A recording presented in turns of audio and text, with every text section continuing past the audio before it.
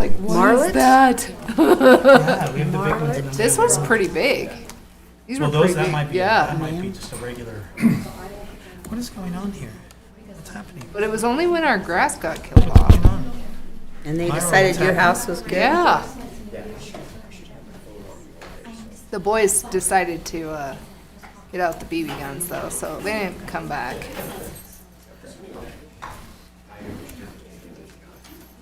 They never actually hit Rock them. chuck, otherwise known as yellow-bellied marmot. I don't know if the ones in this, I don't know, they does it look show like, territory from them? Oh, that's them little puppies right there. yep, it's a marmot. Those are about No, destructive. they're as little hell. bitty dudes. Oh, you got little bitty things. Yeah, they're not, they're. Oh, like a tiny prairie little dog? dudes. Prairie. They look like Prairie prairie dog. dog. Prairie They're dog small. or Oh, ground no, that squirrel. ours were the big Frederickson's ones. something or other, so they're- Oh. They were big. Yeah, we call I them was like, ground what is that beaver doing? Garrett's like, that's not a beaver. squirrel. We use weasel. Yeah, I don't know. It was big. Big furry thing, why is it in my I yard? should have gotten, we didn't have the hunting dog at that time. She would have taken care of it.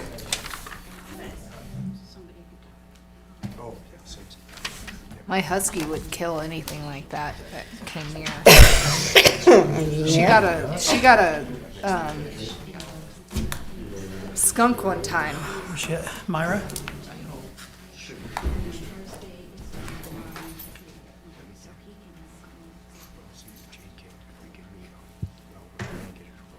Is it technology? Where's the? Ah, So, so it won't turn on at all? no, it turns on. Okay. Watch. Though. Careful, somebody's there to watch, so it'll probably work perfectly. Yes. I hope All so. right. It is 6 o'clock. We will go ahead and start this workshop. I will hand it over to you, It's not done 3 times. Tom. Thank you, Madam Mayor, Mr. Vice Mayor, and Honorable Council. It's a pleasure to be with you tonight at our work session. Tonight for our work session, we would like to have a discussion and give an update on where we stand with the VFW fields. As council knows, within the capital budget from last year, council allocated $100,000 to go towards the walkways, the asphalt, the concrete, and then $100,000 was allocated to go towards other renovations of the VFW fields that we have. The main thing that spurred this on is the city of Rawlins will be able to host a Little League regional tournament in the 2026 season. And we are scheduled a few years after that to host the state tournament for the Little League. And this is such a wonderful opportunity to show off our community, show our baseball fields, our facilities. Hopefully our teams show off their abilities at this point, and it's just a good time and a special event for the city of Rawlins. We feel that Little League is such an important part of the fabric of our community. It seems like every youth has Little League in their history. For a lot of kids, it's the first time they have to compete on a team and to celebrate victories and the crushing thing of defeat. You know, that's kind of the first time that you get to learn that is Little League baseball. So as you can see, it's a big passion of mine, and I just love baseball. There's nothing more American than baseball. So tonight we would like to go over with you the packet that's been prepared, and we have a couple things that we would like to touch on. First off is like a concessions central building. We have a collapsed sewer pipe there, and then we have a lot of things that we would like to just kind of talk about so that you know that we're aware of a lot of the items that it takes to run the Little League and to host a tournament. We would like to have a special welcome tonight for Don Arce, who's the Little League Board Chairman, and Chelsea Monroe that are here tonight. They have been very gracious through the discussions that we've had, and we are very appreciative of the input that they have given. So at this time, I'd like to turn it over to our Recreation Director, Nikki Howell, and she will walk you through the packet that you have, and then she will share with you the recommendations that we have.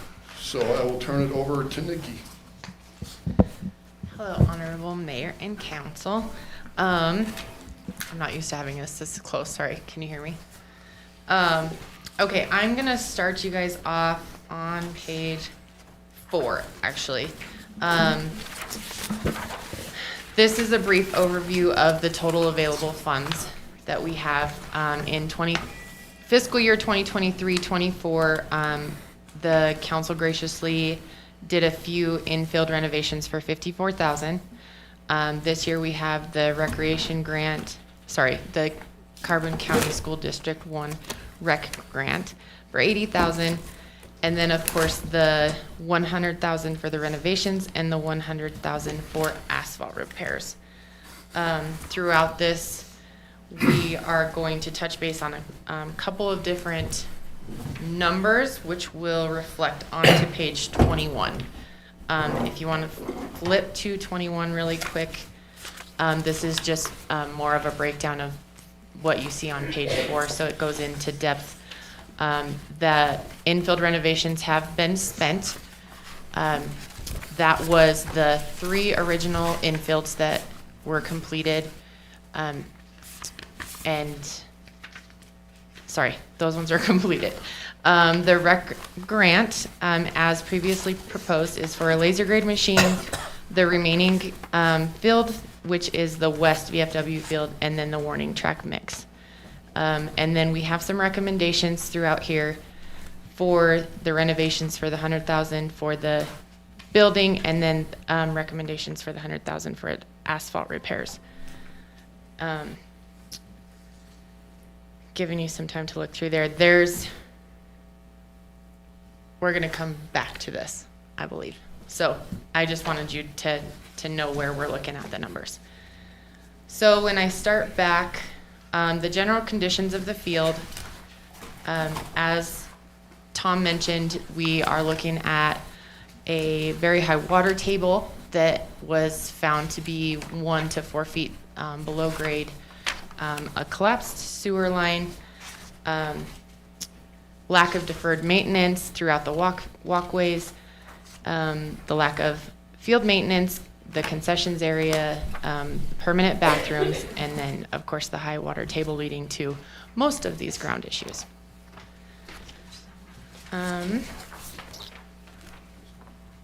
I am going to skip through. In the fall of 23 is when we did the first 3 fields. This is more of a, I'm on page 9. More of a walkthrough of the recreation grant. The outfields are something that we haven't really touched base on a whole lot in our conversations, but in 2021, work began to enhance the turf on the outfields. There's no corrective efforts at this point because they are in pretty good condition. So we don't have any recommendations to go towards the outfields at this point. The irrigation is up and running and it all looks pretty good. The irrigation does have 16 different zones which run about an hour per day in a typical non-drought season. We did have some combined efforts with the water treatment department that would send us daily updates on how that water was getting used. So how many gallons, sorry. So we're keeping a pretty good eye on that to make sure that there's not any breaks and leaks. The dugouts, This is an area that we would like to focus on because of the player experience. Obviously, the players spend a majority of their time in the dugouts. We do have 2 dugouts per field. The work that we would like to see go towards this is the placement of a glove and cap storage area, batting helmets, and potential bat racks. This would kind of help the kids keep their stuff more organized. It also will help with the fencing that goes against those dugouts and keep that in good condition. In previous years, we have had volunteers, and I do believe several people in the community and the Little League board have all pitched in to paint and sand these areas. However, it does need a really intense sanding and repainting, which we do think would help the image for that 2026 tournament. This is something that we do expect to be annually, but that would be more of a touch-up paint, not a complete overdo. The scoreboards, we have talked a little bit about scoreboards. There is currently one that has been bought in with Wyoming Community Gas Funds. It is at the park shop in their building. It has been kept out of the weather. We have looked at several different options to get it placed, but things have fallen through, so we have not gotten it up yet. However, we do have this included in things that we would hope to move forward with the 2025 renovations, and add this into what we would like to use our $100,000 for.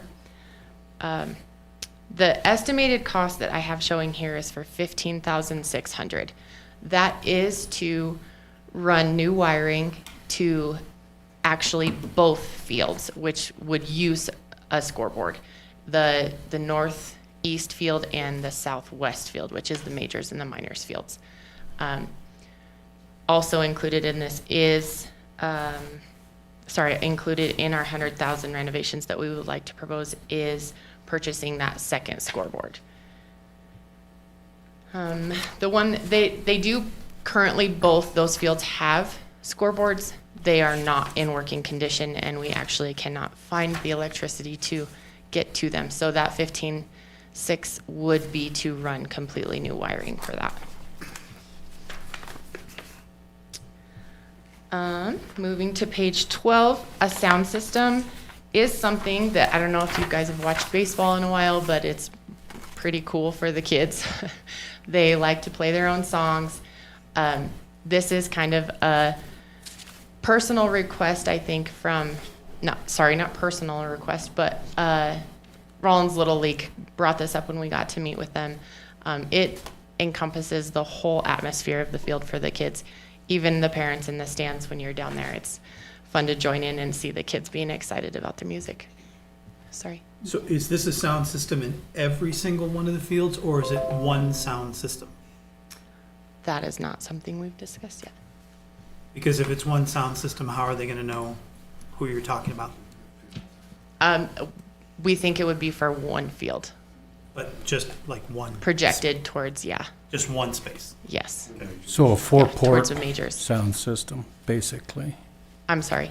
A four-port, so each field has their own announcer that they can, I do believe it would be something centrally located that we probably could focus towards each field that would be using it. Does that make sense? Our purpose now for the sound system would be basically for the tournament that we're looking at, and they would only be on 2 fields for that tournament. So what we would propose is just for those 2 fields at this time. So from a structural standpoint, is it one announcer calling 2 fields? This gets confusing. It'll be very confusing for them. Because if you end up with 2 Smiths at bat, they're not going to know who you're talking about. So I would suggest just looking into, just do it as that field, that field, that field, that field. However that works. Then you can mic them all. And say that guy talks for that field, that guy talks for that one, that guy talks for that one. It's simpler. Okay. And I don't think, the cost of sound equipment today, it's not huge. I do think the way that the games are run now, I do think they only announce for the major fields. Is that, okay. So that would probably be our starting point. Okay. So they're only playing on that one field at one time? They're not playing on multiple fields at one time? No, they are, but the sound system wise, they only project it towards the majors field at this point. If they had the potential, I do think they would probably take advantage of that. Yeah. Well, the amount of noise you generate generates the same amount of excitement, right to the point that it drives you crazy. But it does help because those kids can hear the game, their game. They Yes. can hear their game. And they can hear the sound of the other game. But they can't tell what that is. Yeah. It would probably be better to put them all in at one time, so everything is the same, works together, everything's all, you try and One buy mixing something later board, to 4 match up. microphones, it's not a big deal. Yeah, Okay. Perfect. Okay, so I'm back on page 12. A brief overview of bullpens. We don't currently have bullpens. If you are not familiar with baseball, those are typically an enclosed area to practice pitching. That's the easiest way to explain it.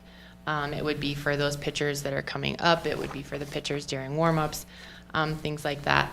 This is something that was requested by the district when they came out and inspected our fields. It is not 100% required, but it was highly suggested. So this is also in our 100,000 request. The 14,210 would be to add the fencing and the area for the bullpen. Is there area inside of the diamonds at this point to put them in? Yes, Okay. You don't have to go outside that fence. correct. And you're putting them in all 4? No, that is just the 2 majors and minors. The T-ball and coach pitch areas don't require them.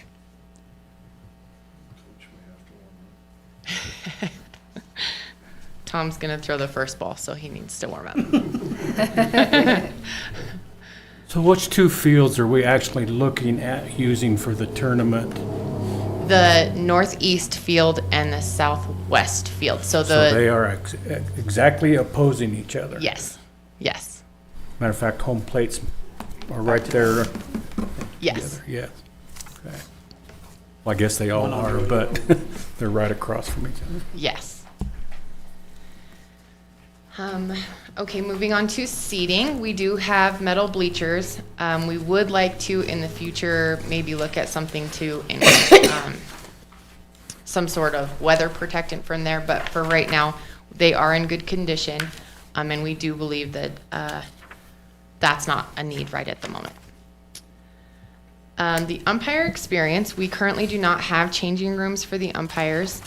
League changing rooms are not necessary, but highly encouraged.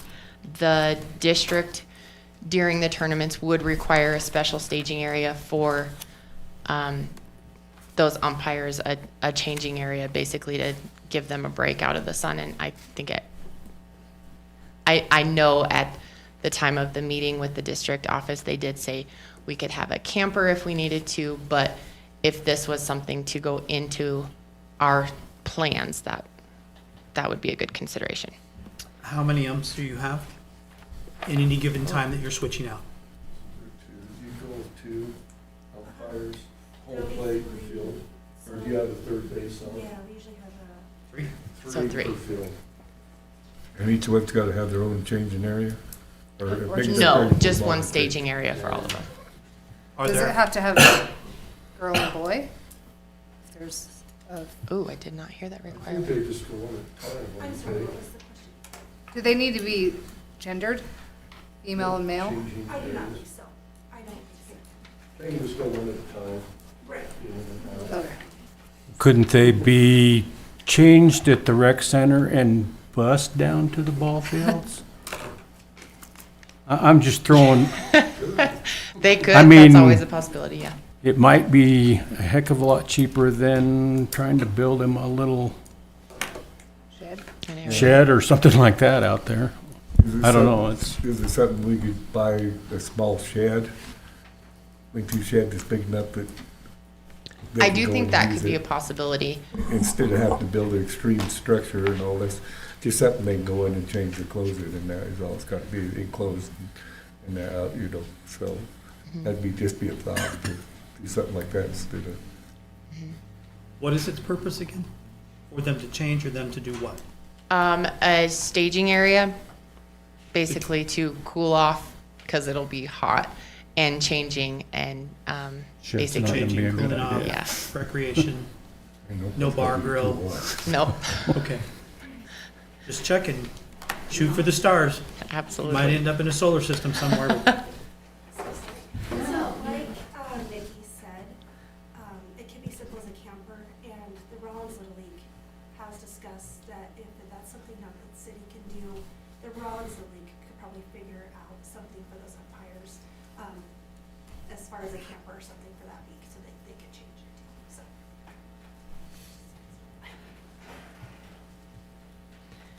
Okay. I'm still on page 14, sorry. Scores tables. It's common practice that a crow's nest is found at baseball fields. However, a lot of technology has changed, and that's not necessarily a requirement anymore. Scores tables have become kind of a thing. So this would be placed behind home plate. I think at any tournament that I've seen, I actually think the district suggested that we have a tent behind home plate with the scorer's table.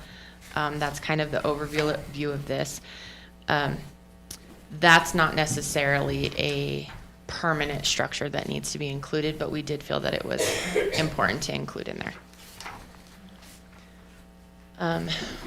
Parking, there's currently 3 areas for parking. They do end up getting kind of small, but they are sufficient for league play for Rawlins. The tournament-wise is where we're going to look at that potential need for expansion, because that area is hard for parking.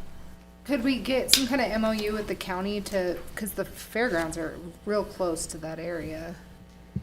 Madam Mayor, the county actually owns on the northwest field, there's a field out there that's actually owned by the county. Oh. And our intent would be to approach them to see if we could use that as a parking area. It's right there. And then for tournament play, we could always get a couple golf carts from the golf course to help get people back and forth to the seats back out for those that need assistance.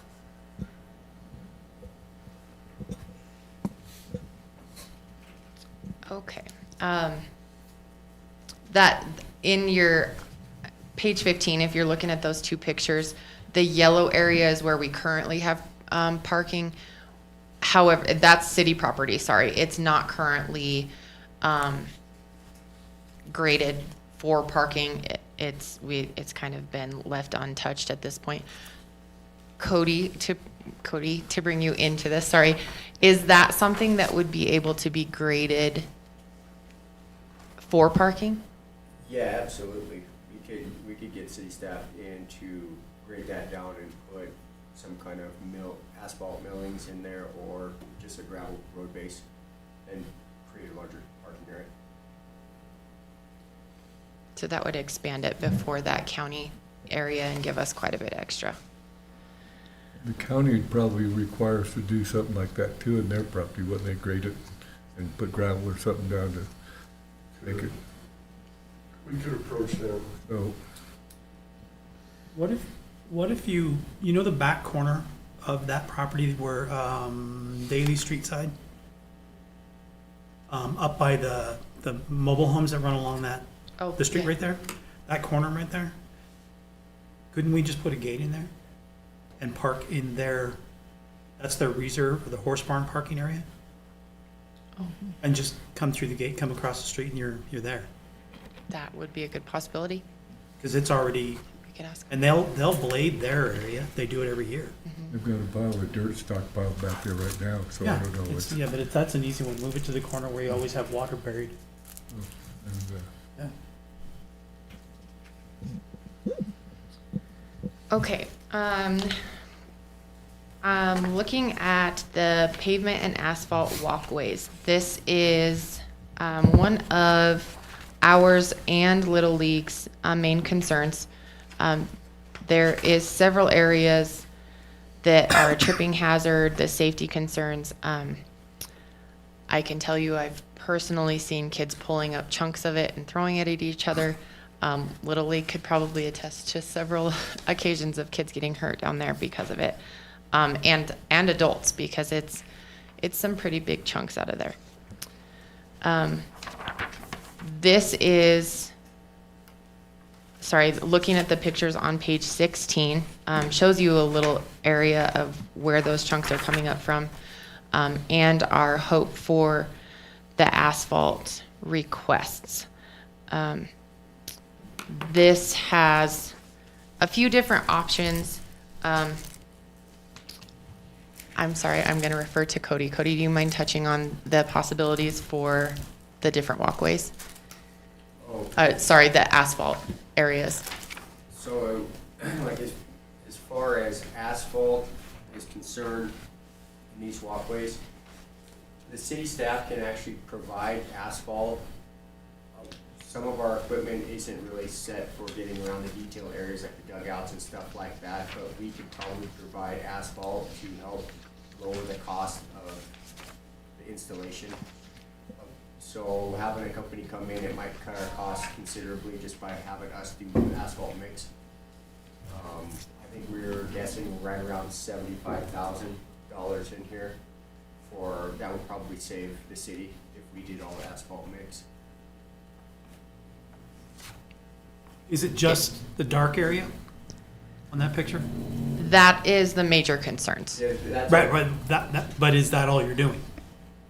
My question is. No, I think what we're looking at doing is an overlay. So it would be probably a 2-inch lift on that entire area. Yeah, because if you just fill that in, that alligated area would break up in a couple years anyway. Okay. So it's every lane in the complex would be overlaid with about a 2-inch lift of asphalt. Where's the tie-in to sewer here? Is it on Daily or is it on Rodeo? It's on Daily somewhere. We're not quite sure. When Nikki had it scoped, she said it ran out the southeast Right. field towards that way. We've had some of our people say they thought it ran out the southeast lane under the asphalt road, but we're not 100% sure. When we get to this point, what we could do is we can send our sewer camera down the line and see if we can find that service line, where it's at in a proximate line to where the old concessions was and where that tap comes in, and we can get a better direction of where that line would be. If there's in the future, whichever direction the city goes with this, we would recommend a whole new sewer line we put in the lane, actually in the southeast lane. We just dig a trench and put a whole new service system in. So currently that sewer line runs through that Yes, field. that's what we're thinking. Why wouldn't you just abandon that and just say, go ahead and cut that? That's what my dig it out, recommendation. run a new one? Yep, exactly. That's I mean, my it makes recommendation. much It's more so sense. much easier, and then we would be able to access it and not have to dig up the field. Right. So as part of it, that's why I'm wondering about, if you're gonna do all of this, why wouldn't you just go ahead and trench, go to the street, re-tap, where you go in? Well, in my recommendation too, depending on the building, I think we should do water service and sewer down that lane. Is water here? Yes, It's in Daily? yes, Okay. yeah. So we could do a water and sewer down that southeast lane.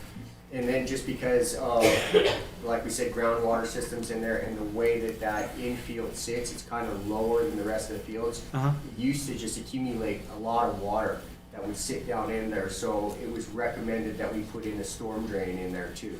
So we would run a storm sewer out it would be the southwest lane, and there's a basin on the corner of Daly and, I can't I think it's Rodeo? Rodeo? Yeah, and there's a basin there that we could tie into, so we would have drainage. We could also tie in, like the French drain system for the groundwater, that would tie into that too, so we could actually get water out of the ground and go in towards the storm drain. So that's the infrastructure work I would recommend be done for future.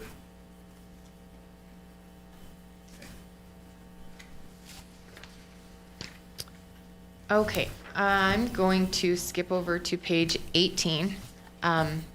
This is the design that was presented to us. I don't know, Tom, did you want to touch base on this at all? So this was presented to us as if it were the request of council. That's how we received it as staff. Okay, and so we feel like we need to start our discussion here, since that is what has been presented, and then wherever the discussion would go, it can, like I said, it can be discussed if we want to veer from this or want something completely different. But we felt, since it was presented to us as if, you know, that it was the desire of council, we came up with some ideas and some costs for this, as if this were the plan.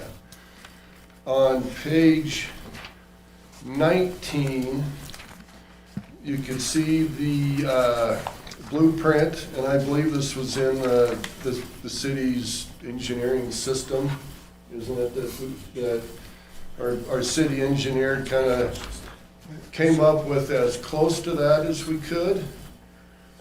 And then on page 20, you can see what the design work, what that would look like from the different views and the elevation of that. So I believe the original intent of that design was a stick-built, was a wood structure. In looking at the design, we designed it as if it were a block structure, which we feel would be more suitable for the weather, longevity, and all those different things. So that's kind of where we wanted to share that. We would like to put on that, it had the restrooms right there at a central location with the concession stand. Now, one thing that we noticed with this design and different things was the food service part of this, was the handling of food, preparation of food. And we discussed what would be the concessions with Little League Board, and most of their food prep would be through like hot dog machines, nacho machines. It would be electrical plug-in, which you still have to have all of the clearance, for food, but that may cut down a little bit on the amount of the appliances from within, unless council wanted to have all the appliances to have a facility suitable to prepare food if we were to prepare food for another event or host a concert there or something at those fields. So that's, discussion, the pleasure of council kind of as to how that would be. But we do know that what the concessions are is mostly, like I said, the hot dogs, popcorn, and those types of things. But we wanted to share this with council as it was presented. We believe if this were stick-built, Cody will have to help me, we're looking at about 70,000 if it's stick-built. Yeah, the structure itself would approximately be in that $70,000 range. That's without a slab, all the water, sewer infrastructure, you know, floor drains in the slab, that is another cost in itself. But this structure itself would basically stick frame, metal sheeting on the outside of the building, be OSB inside with FRP walls, so that everything can be washed down. Approximately 70,000. How much do you think the other stuff, the flooring and everything would cost? So pouring a concrete slab and having all the water and sewer stuff, depth, floor drains, all that other stuff, that would probably run close to $100,000 approximately. Total or in addition? In addition, so you'd be looking at close to 200,000 for that, for a full build. Does this proposal include the announcer's booth up above? No, there would, in this building, there wouldn't be that. I think the announcers, I'm not quite sure where the announcers would. That's what I'm getting at. With with technology now that most scoreboards are run Bluetooth from a phone or an iPad. Most scorekeeping is done at those tables or by parents. The crow's nest has kind of gone away from baseball a little bit just because of the increase in technology and how that's all handled. I didn't have anything. I'm sorry. Do you have something, Tanya? Yeah. Go ahead. So this is the first time I've ever seen this. So the fact you said council, I'm a little confused by that statement. Well, it was presented to me that this was council's desire. That's just what I received. And so we felt that this is what we needed to present. Again, council's more than just two people. And I thought there were discussions also that there was a problem with the bathrooms being in the middle. They wanted them away from the field because of the smell. I gather this new design would help decrease that wouldn't be a problem. I do feel like the upgrades would help with the smell, and if we kept it centrally located. Those discussions with the bathrooms going further to the outfield were with the previous board. I do feel like with the current Little League board and this design, I think the I want to say need, but I guess request to keep those bathrooms in the middle was much more favorable. And I think that was because of, and correct me if I'm wrong, was because of like the handicap accessibility and the people that would have to walk a long distance to go to the bathroom. Okay. Was the smell also maybe caused because of the sewer was crushed? That's a good possibility. They Yeah. have a lot of issues with that. So it was not just a bathroom problem, but the whole pipe system? In addition to this design, I would like to look into having somebody like, and it doesn't have to be Backyard Barns or whatever that we have in town, but I do know that they do construction and they can build it all in one section and then just plop it down. And they do bathrooms and kitchens and everything inside these buildings. And to me, it might be more cost effective in the long run. So I'd like to look at multiple options, not just, this is my personal opinion, I don't know what the rest of the council feels, but not just focus on one design. Does that make sense? Give us Also, options. Yeah. aren't there also discussions about picnic tables being somewhere as well for people to sit and eat? Or was that changed to eating in the bleacher type thing? We did update our request, our recommendations from a pavilion because of the groundwater issues. Because we were given this design, it was kind of relayed that we would like the whole building back. So we kind of scratched that idea. The picnic tables would have gone underneath that pavilion. We do have room, I feel like, to add some if that was something we wanted to do. In the walkways and other areas. Any other thoughts on this, council? So what are going to be the next steps for this? Our next steps, we would, I guess, basically request that council gives us direction on if you would like the bathrooms, because we would, I mean, how much of a building, sorry, not the bathrooms, how much of a building you would prefer. Because of that, we need to start with the sewer, the groundwork and that stuff.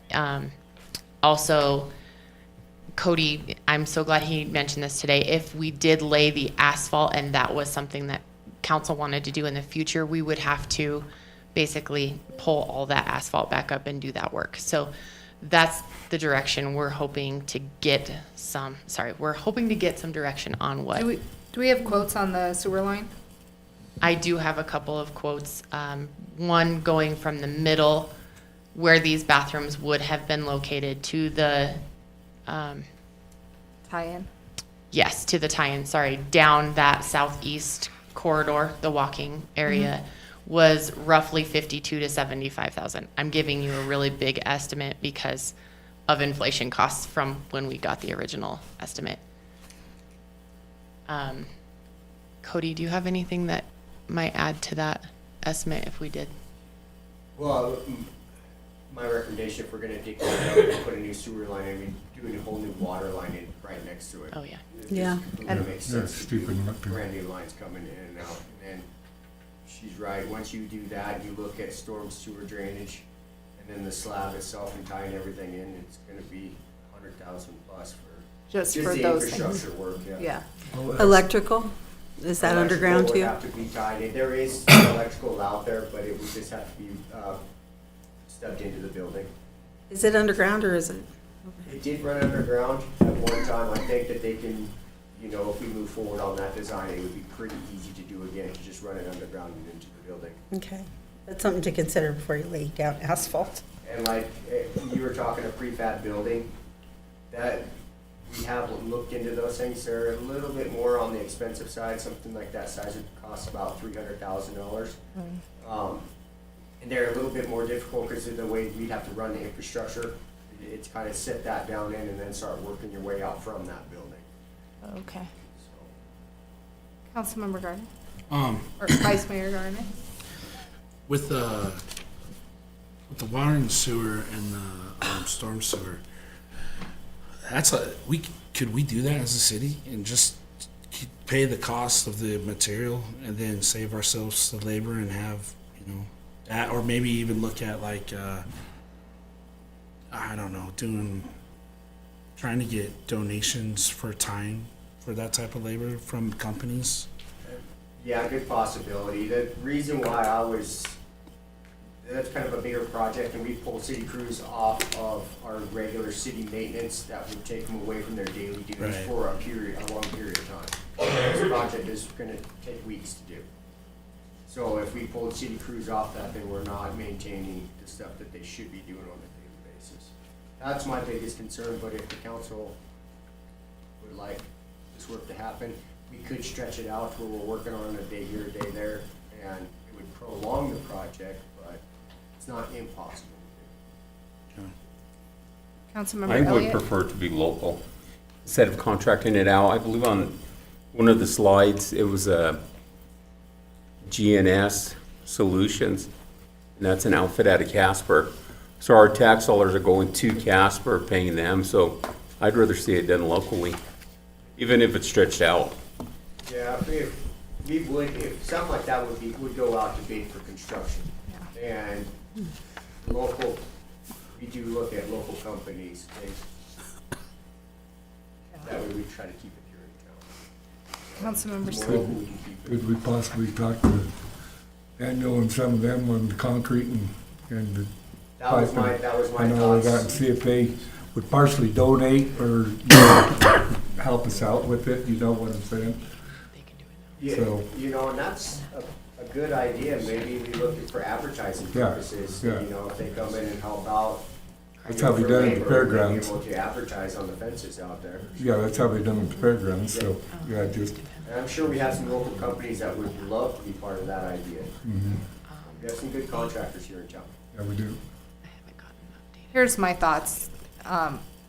we took away all of their infrastructure. I don't see a way around not replacing what we've taken away. So my thoughts is we don't really have an option. We need to replace the sewer line. We need to replace the water line, because they don't have anything right now. They have a ball field with a giant hole in the middle. And so that's my thoughts on it.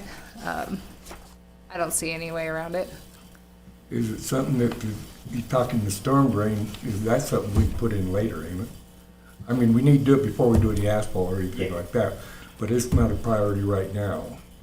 I mean, if we get the main water and sewer, because it'll go down the other aisle.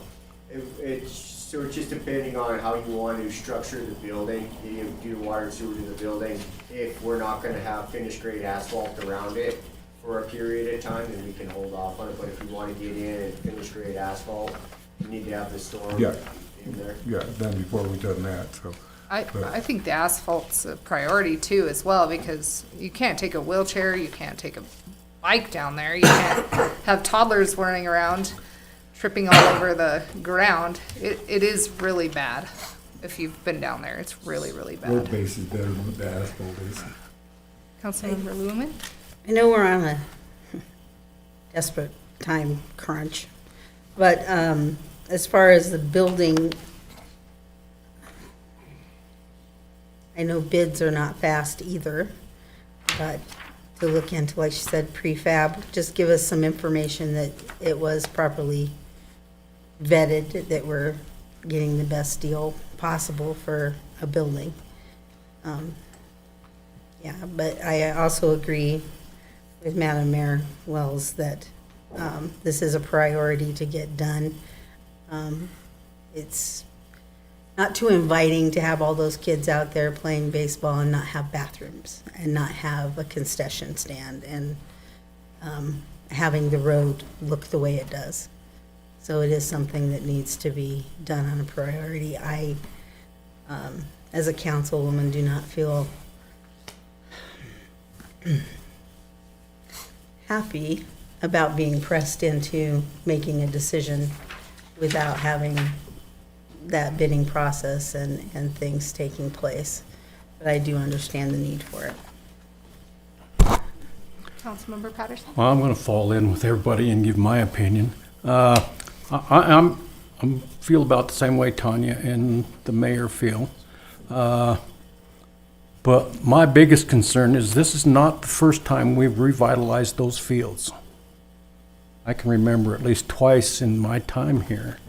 Are we going to keep these up this time annually and take care of the amount of money we're gonna put into this?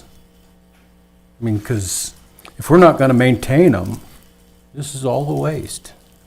I mean, we've gotta have a commitment to take care of those fields.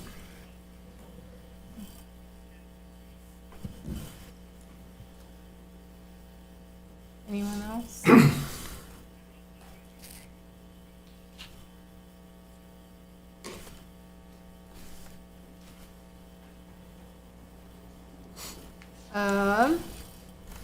So I guess I don't know what our next, because we have about 3 of us that are saying one thing. Should we get it on the next agenda to, Well, can I just or, talk through a little bit of what we kind of see our next steps? yeah, that'd be great. Okay, so we currently have the $200,000 in budget that's been allotted. We're looking at about $100,000 for the infrastructure, for the sewer line and the water line. So we would have to come up with the funding for that, either outside of this or it needs to replace what we have in here. Now, the water sewer fund could be the source of those resources, could come out of the enterprise since they are the water and the sewer fund, and put those back onto those funds. And then as far as the building goes, we can bring options to council.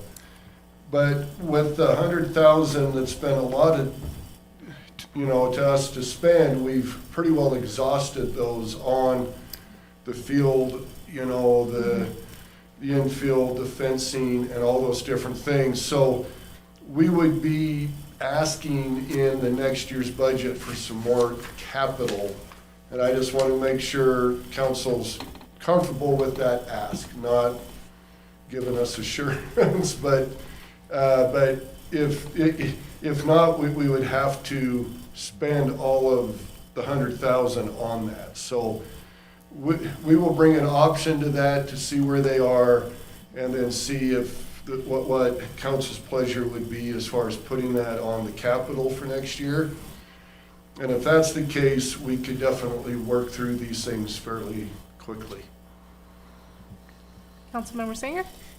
On page 21, we have the total available, total spent, the grand total and the total spent, but we don't have where we are currently with unspent funds. Nor do we have a budget for what the total cost of all of this represents, so that we know what the makeup amount is. Is there a way we can get that? We can get that. Okay. Once we get the options, and in that range, we will add to the schedule Okay. and share that with you.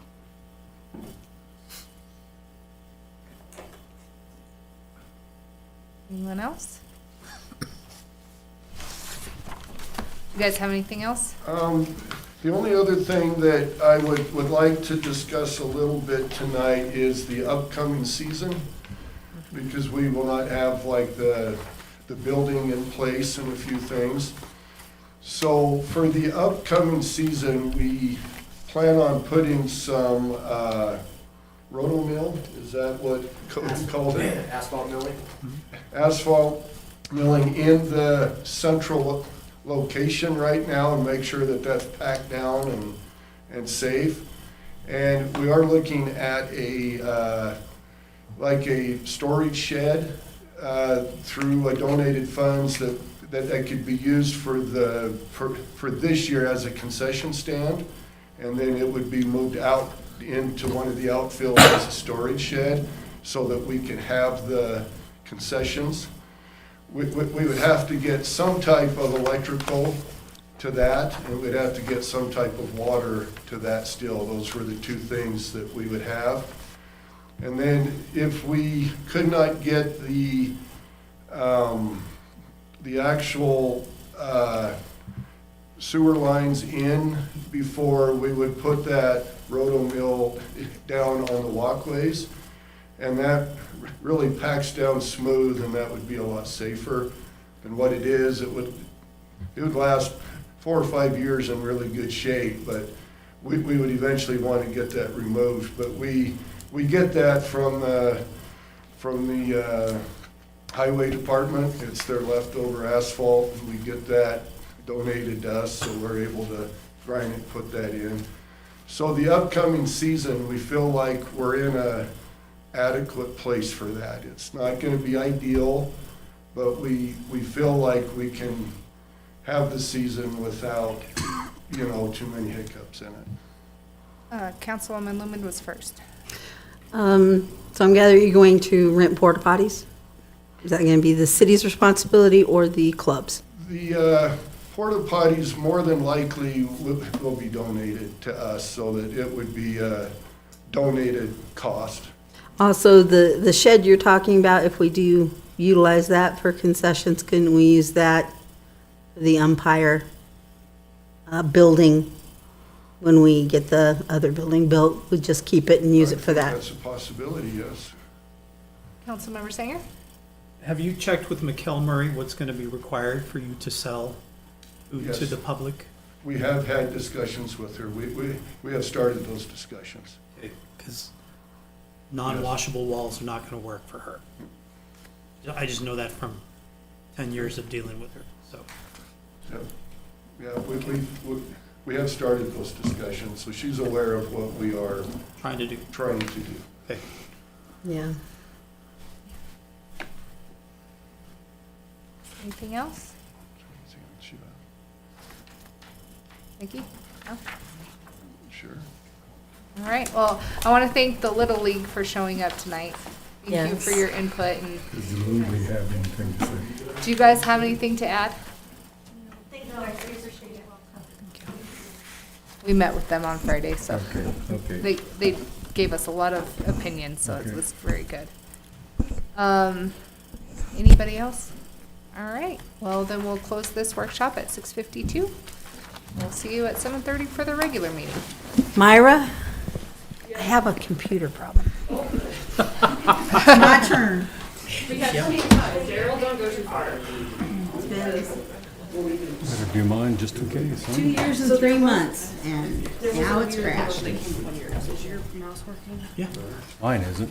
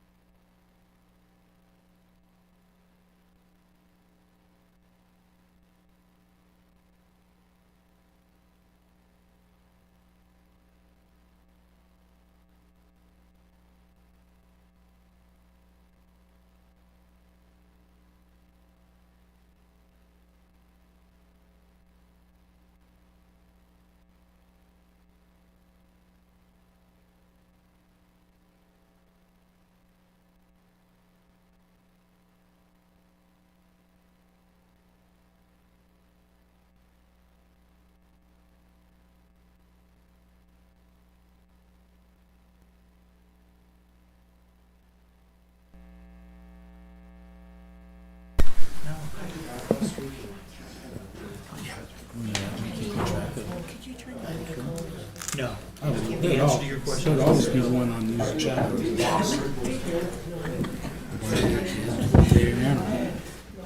Back when my daughter was younger, she could get us. Now she's just old. I can run her down. Page 7.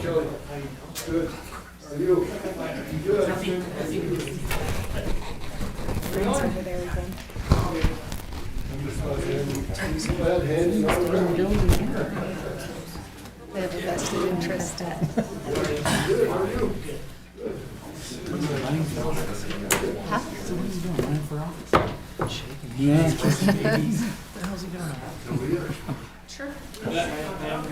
Is she gonna sit by you?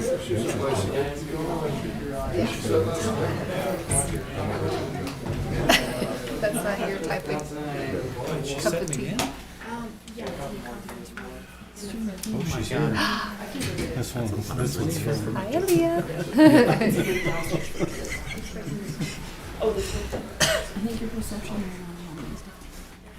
Oh, that's low.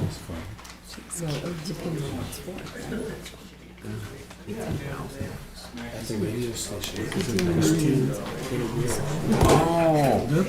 Oh, maybe they were maybe like barely in school. And they did their own video showing up. And film and video stands off. And what's the, so. It's for eggs. So looking, and they were, the funniest thing. They're getting high, too, aren't they? There's a lot of sickness going around at the school right now, so everyone's and everyone's like, yep, they're dropping like flies. Brian, that was wonderful. That's up on the They're trouble. yeah, unscripted. Kids thoughts. It's like that, Bill Cosby show. Yep. The kids. Kids are, oh my God, yes.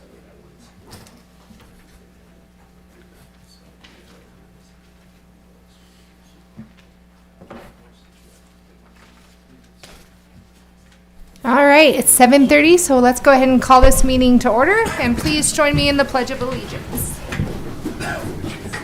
I pledge allegiance to the flag of the United States of America and to the republic for which it stands, one nation, under God, indivisible, with liberty and justice for all. All right, Lynn, will you open roll call? Madam Mayor Jacqueline Wells, Here. Vice Mayor Darrell Gardner, Here. Councilmember Derek Elliott, Here. Councilmember Tanya Lumen, Here. Councilmember Terry Pattison, Here? Councilmember Steve Sanger, Here. Councilmember Bruce Stevens. Here. Thank you. All right, moving down to the approval of the agenda. Councilmember Singer? I move to approve the March 18th, 2025 City Council agenda as presented. Second.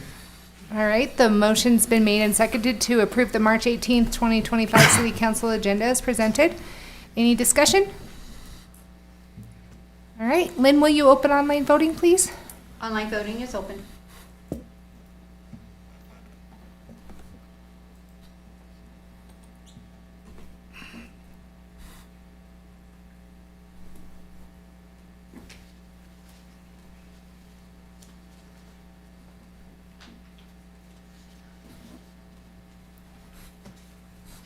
Councilmember Elliott. I'm sorry, I need to sign in. Would you like to do a voice? Yes. I approve. Thank you. Online voting has closed. The motion passes with 7 yeas. All right, moving down to the approval of the consent agenda. Councilmember Singer? I move to approve the City consent agenda of March 18th, 2025 as presented. Second. All right, the motion's been made and seconded to approve the city consent agenda of March 18th, 2025 as presented. Any discussion? Councilmember Lumen? I have a question on the, let me get to where it's at. The accounts payable. There is a Western Hills utility billing refund. Were we refunding them? Were they refunding us? What happened there? $18,013.36. Madam Mayor, Councilman Lumen. So we performed an audit of the account history for Western Hills Campground. And what we found is they are outside of the city limits. And we were charging them for the sewer as if they were a resident and also as if they were commercial. So they got a flat fee, and we also charged them the water usage rate. And it actually went back about 5 years that we found. And so the owner came in and we did an audit of their report, and we saw that we did overbill them that amount. And so we refunded that to them. Thank you. Councilmember Elliott, did you have a question? I do know. Okay, I thought you raised your hand. All right, any further discussion? Okay, when will you open online voting, please? Online voting is open.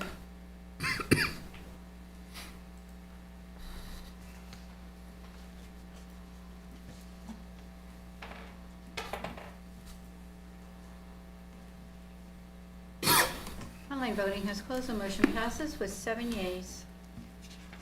Okay, moving down to citizens' participation.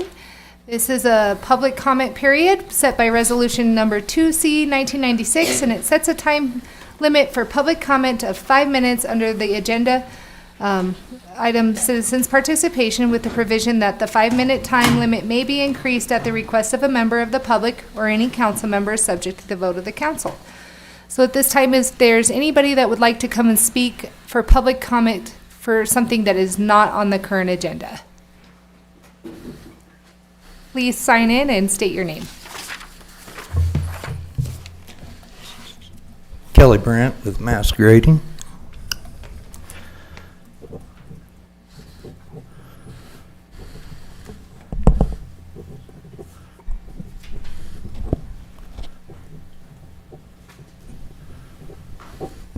Honorable Mayor, Vice, and Council. I got just something I want to bring up to you guys. When I call down here to the city, at City Hall, ask questions, I need answers. I don't want to be waiting. I've been waiting 3 months on an answer. I've been waiting on another month for an answer. I have groups of investors that are coming in. One group already took to another town because I couldn't get an answer here, because I was told that they wanted to talk to my investors. The investors hire me to speak for them. And when I call down here, no, you don't get to talk to my investors unless they want to set up a meeting with you. So when I can't get the answers, I got to take them somewhere else. And we don't want to do that. We got to come up with 50 million, right? Yeah. So that's revenue that just left. So we got to do something different about this city hall. When I call down here or come down here and I need questions answered, I need them answered. Is that fair? Councilmember. For clarification, because City Hall involves lots of different departments. Yeah, but I don't want to pinpoint, right? Okay. I don't. That's not my intention. My intention is that I need you guys to talk to your administration. And so when I call down here, I don't want to be waiting months. I don't want to be, I don't. These investors, they want to come here and spend money. It's taken me a lot of hard work to get them here, to sell our town. And now, I took one to a different town already. That's not good. So, because we want that revenue in here. So, yeah, because we have projects that we want to do, and we can't do them without that revenue. You're asking 50 million from the taxpayers that we have here now. We need more taxpayers, right? So, if you can talk to your city hall about getting me my answers I want, I appreciate that. Sure. And if you have any, normally we don't respond, but if you ever have any problems in the future, feel free to reach out to any one of us and Right. Yeah, I will. I Okay. mean, I just thought I'd just get you all in a group and let you know, so we can get moving forward, because there's a lot of things coming that we want to do, and but I need those answers Okay. and stuff. Okay. Thank you. All right. Thanks. Any other people that want to speak to something not on the agenda? Come on up. State your name and write it down for us, even though we know who you are.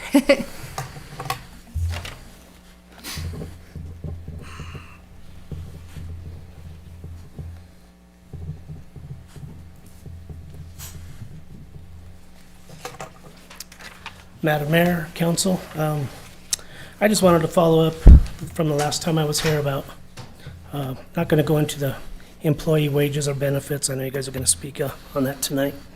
But I made a couple videos and I put them on social media. And I want to follow up with you just in case you're not on social media. And I'm wanting to have a discussion within City Hall or Council of closing the golf course. I feel it's like a vampire sucking the life out of our government and infrastructure. So I would like to have some kind of a workshop if possible. I don't know if I need to come to present things. I don't exactly know how a workshop works, even though I've been to several. But I just think it would untie a lot of things that could be used for our infrastructure as well as our employee benefits and wages. So that's where I'm at. And I'm trying to get a poll on social media to see where everybody's at. Not too many people responded. But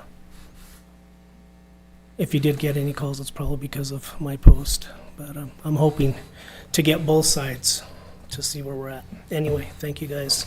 If we can set up some kind of workshop, I'm very interested. I'll even leave my phone number here and I'll review the council meetings in the future as well. Thank you. Thanks, Joe. Any other people that would like to speak on something that's not on the agenda? Okay, moving down to the Community Builder Award for March 2025. And I'd like to invite up the members of the City of Rawlins Volunteer Committee.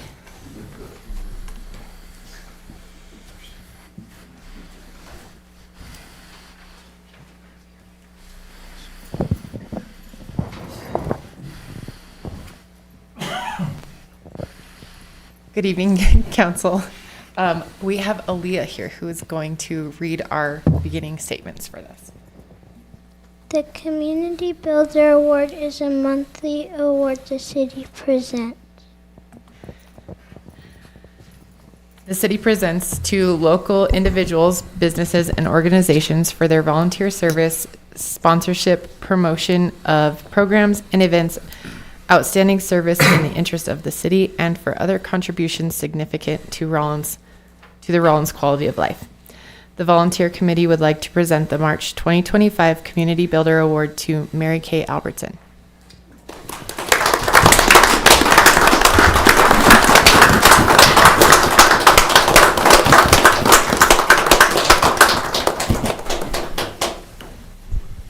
As we all know, food is a basic need required for survival, but is also necessary for people to be healthy and successful. Mary Kay Albertson has dedicated over a decade of her life to helping people in our community have stable access to food through her leadership in St. Vincent de Paul. Volunteering at St. Vincent runs in Mary Kay's blood. Her father, George Caroulas, started the local branch of St. Vincent in 1982 to help feed those in need. It's now a family tradition, with her husband John serving on the board, and their children and grandchildren have pitched in too. St. Vincent serves over 100 families monthly. Mary Kay has led the organization for 12 years, coordinating logistics behind the scenes. She organizes local donation pickups and writes grants, orders food from the Food Bank of Wyoming, inventories and rotate foodstuffs, and coordinates an incredible team of over 40 weekly volunteers that serve Monday through Saturday. Through the efforts of Mary Kay and everyone at St. Vincent's, each of these 100 families receives a monthly basket containing a great selection, including peanut butter and jelly, tuna, pasta, canned fruit and vegetables, rice and potatoes, soup and chili, cereals and granola, and fresh produce and meat. All it takes is a simple phone call, and St. Vincent's takes care of the rest. Mary Kay is a native of Rawlins who has always been active in St. Joseph's Church. The generosity of our community is shown daily through St. Vincent's since they are completely locally funded. She loves this, that people in Rawlins step up to help each other and that the people have truly good hearts. May we all be inspired by Mary Kay to find our own way so our good hearts can make a difference too.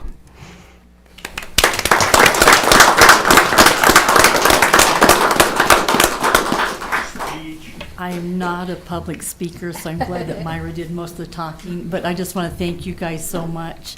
It takes, I don't know, the motto for St. Vincent is neighbors helping neighbors, and that's exactly what's happened here. You guys have helped us so we can buy groceries to help others in need, so thank you. And Mary Kay is donating her $100 to St. Vincent. So. And then we'll all stand and look at me and I'll take pictures. Okay.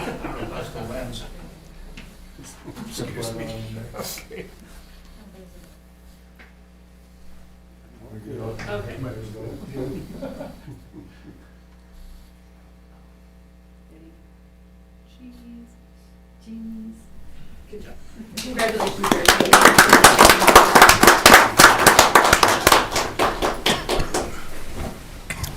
Thank you so much, Mary Kay. All right. Moving down to the annual Board of Adjustments update to council.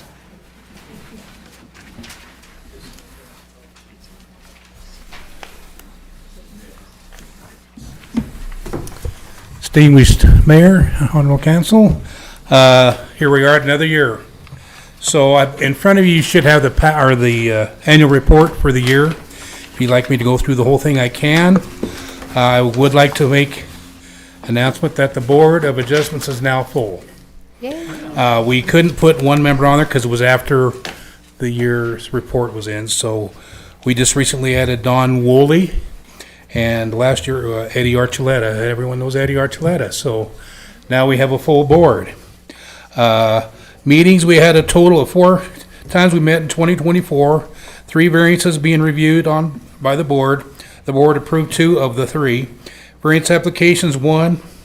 Workshop Planning and Zoning Commission discussions of Rawlins Municipal Code Title 19. Well, we're still working on that one, aren't we? Election officers, I was just nominated again as chairperson for the Board of Adjustments. Sean Roberts, the vice mayor, and Christina Lynn is now our secretary, so Sonia can't complain anymore about having to be the secretary. If we go on, workshop planning and zoning, it pretty much was all to do with Title 19. I sure hope here quick we get that taken care of. Like I said, if you want me to go further, I can, but it's all pretty much legal mumble jumble. But you guys all have the report. Thank you for your time, and again, congratulations to Mary Kay. I've known her a long time. She used to try to teach me how to put contacts in my eyes. So thank you very much. Appreciate it. Well, thank you. Appreciate it.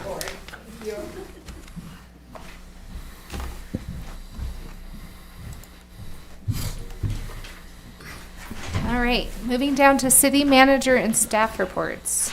City manager Tom Sarby. Thank you, Madam Mayor, Mr. Vice Mayor, and Honorable Council. The first thing we'd like to mention tonight in my report is former U.S. Senator Alan Simpson passed away on Friday, March 14th. He was 94 years old. I got to know Senator Simpson quite well when I lived in Cody, Wyoming. Was a good friend. He will lie in state at the Wyoming Capitol building Thursday, March 27th from 9 to 8, and then again Friday, March 28th from 7 to 2 p.m. And then his service will be in Cody on March 31st at the Episcopal Church at 10 a.m. So we'd like just to pass on our best to his family. The second thing is Saturday night we were able to enjoy the Fireman's Banquet Awards Assembly. Our honorable mayor was the keynote speaker and just knocked it out of the park with her comments. They were very good. I'd like to turn some time over to Chief Robinson so that he will be able to recognize the awards recipients that night.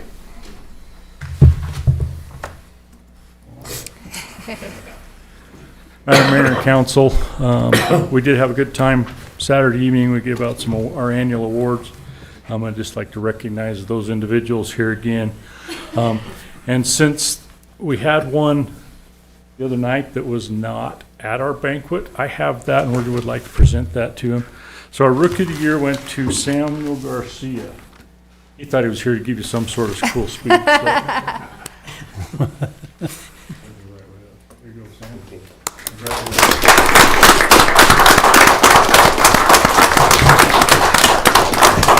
So Sam came to us the day he turned 18. He had his application into us and those kinds of things.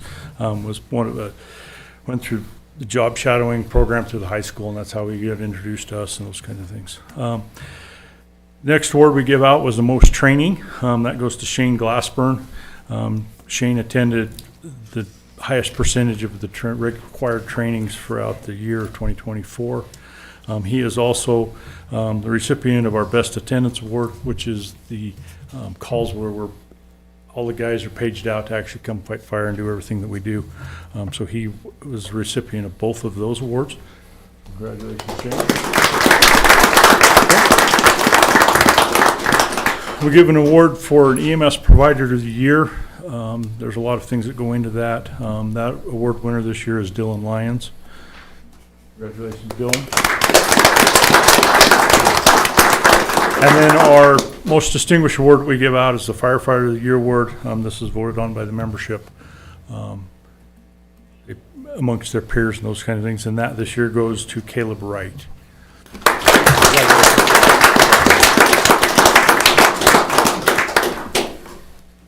I assume you won't. Okay.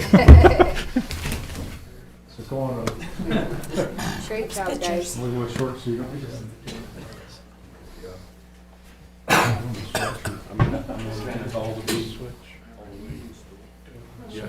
Yeah.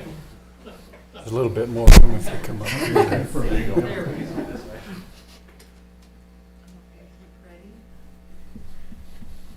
Congratulations.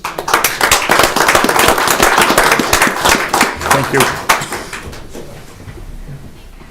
Congratulations again, guys. Thank you, Chief Robinson, and congratulations to all the award winners.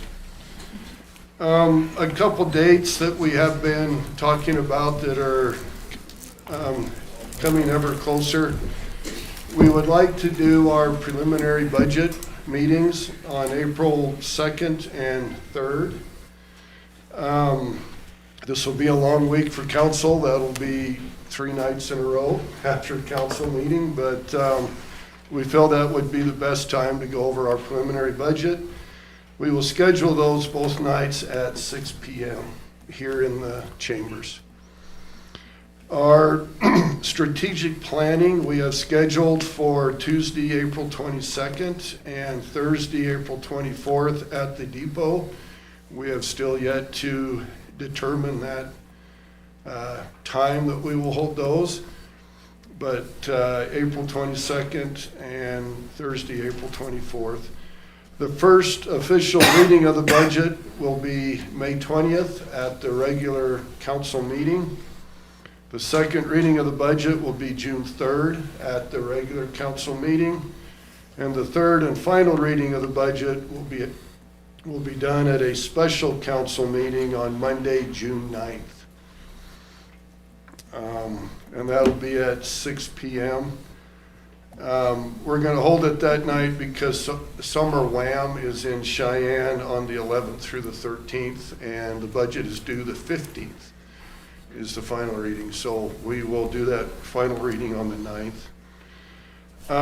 Opening day at the golf course will be Monday, April 14th, so spring is upon us.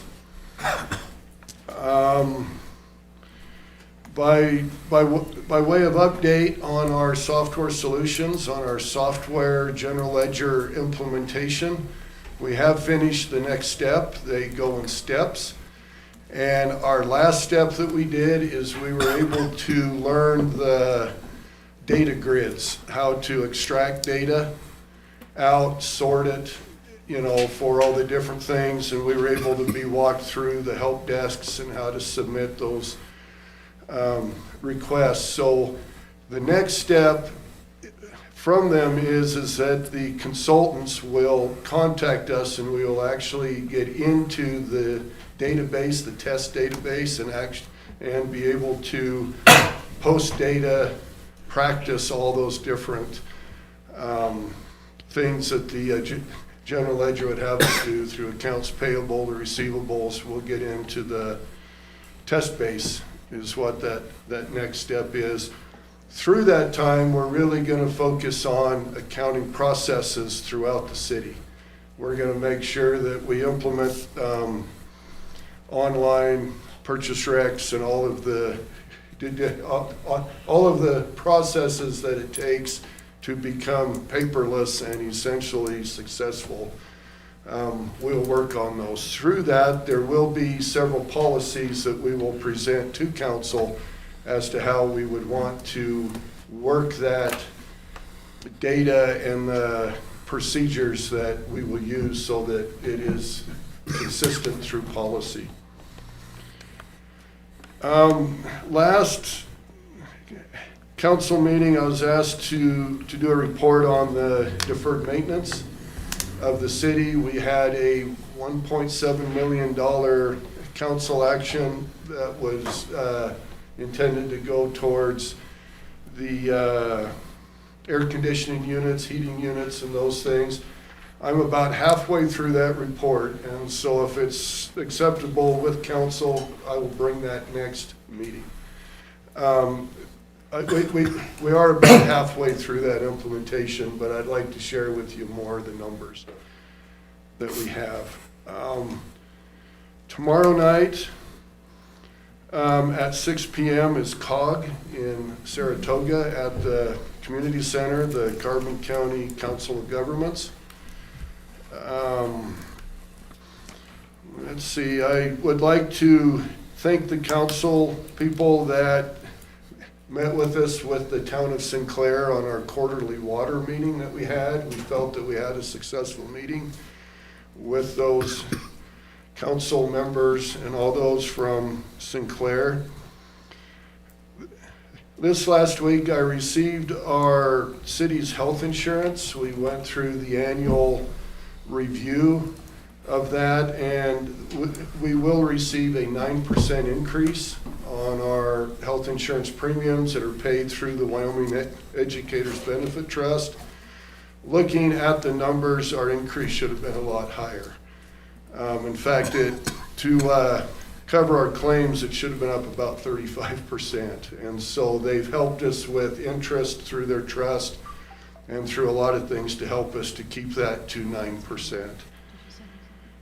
The last thing here is, as we talk salaries later on the agenda, I want council to know that I have met with both of the banks and we are working through the process of untying the pledged amounts that they have to cover our securities. The banks' presidents both pledged to me that we will reach the amount that we need for the current salary increases, and that we will be able to untie further pledging in the future and get that invested into investments that pay a higher yield. With that, that's my report tonight. Thank you. Moving down to city attorney report. Anita? Thank you, Madam Mayor, Honorable Council. Just one short update. Last week, I did conduct training for boards and commissions, and that was Wednesday and Thursday of last week. That went very well, and if any of you as council members on any of the boards that you sit on that you feel it would be appropriate to have a little extra training or to go through any specific bylaws, I am happy to do that to make sure that the boards are as well informed as possible. Thanks, Panita. All right, moving down to city council updates. Anybody have anything? Councilwoman Lumen? I had one question. So we have fees to drop off horse manure at the city dump. I thought that would be more like dropping off trees or twigs or whatever, because we use that into compost. And then people can take the compost. Is that not possible, or was that never done? I guess I just like clarity on why we don't utilize that for free fertilizer for everybody. Madam Mayor, Councilman Lumen, so up till 2022, in that time frame, the manure drop-off was free at the landfill up till that point. We were paying about, and I don't remember per ton, but it was I hate to give an amount and give the wrong amount, but we had to pay for the hauling of that manure away from the landfill.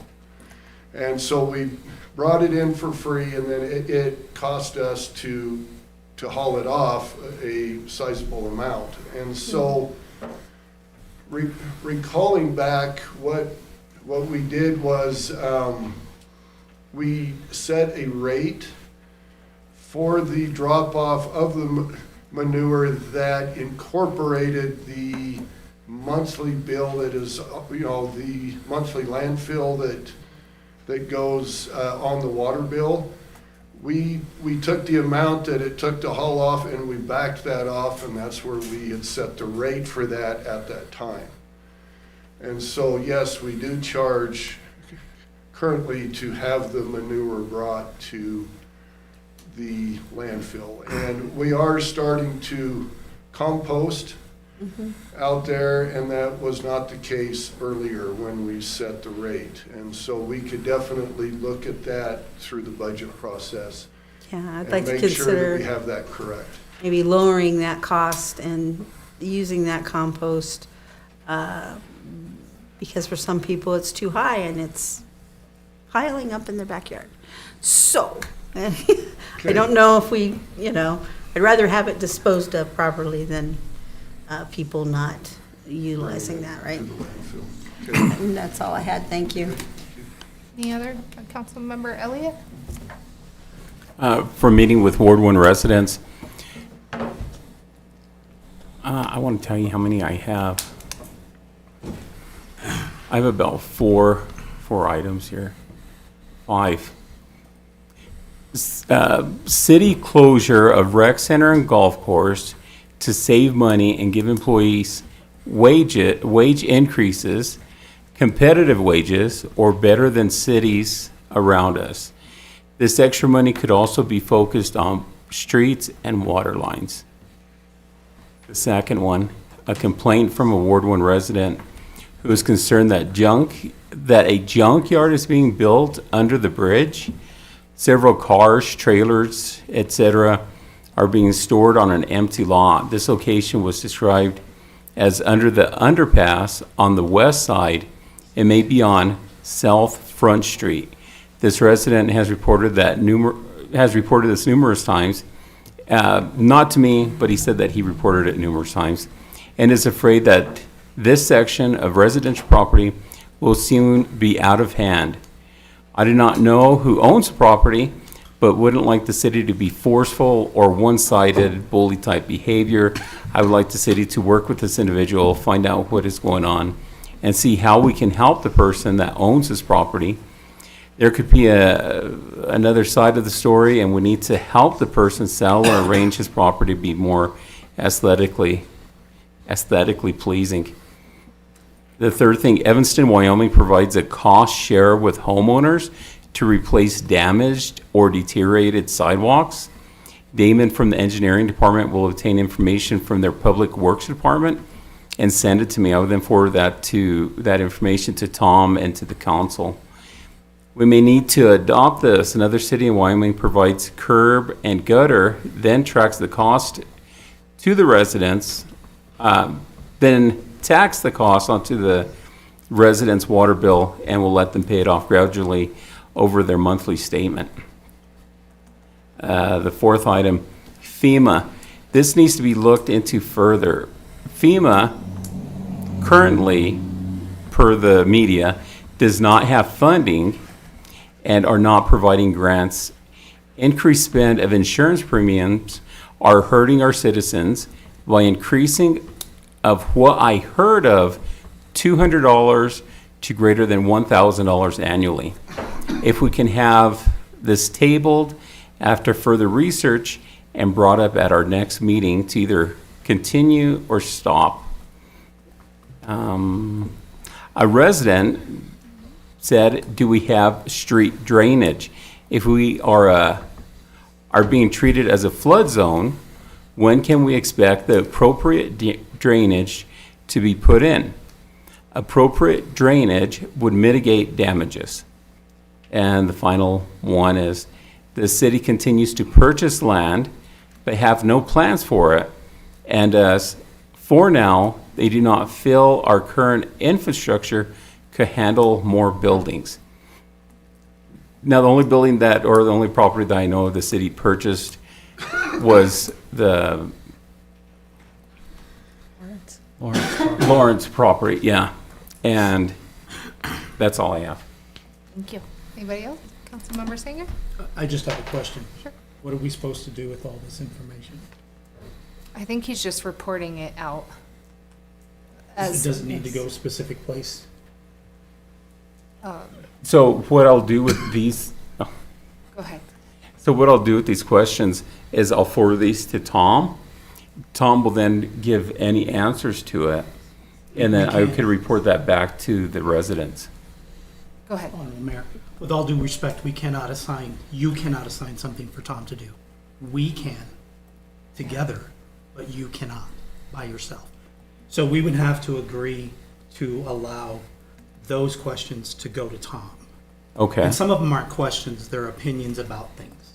Or statements, correct. Or statements about things. So we would have to agree in principle that we're going to do that.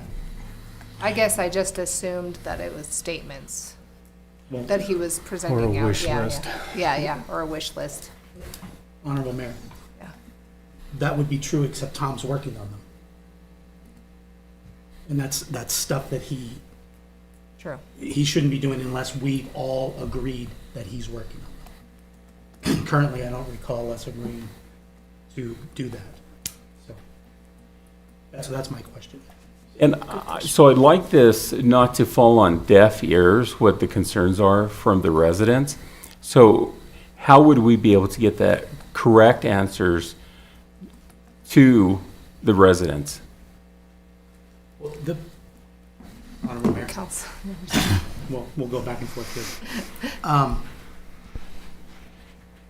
Each one of the questions can be researched by themselves. Who owns that property is on the county clerk, or the county assessor's website. That's a piece of land. The person that's putting that stuff on that land, he owns the land. Do we have ordinance to say that he can't do that? We do. We have a method for that. That's the answer to that question. As far as golf courses and recreation centers, that's a budgetary item. We would discuss that during budget. We would not assign that to the city manager to do anything with. I don't remember all the rest of them right off the top of my head, but they have appropriate places to go. A sewer project that you're referring to, or ground drainage $45 million, especially over there, because they're already in where the water table is. So you're gonna run into problems with that. So that would go to Public Works.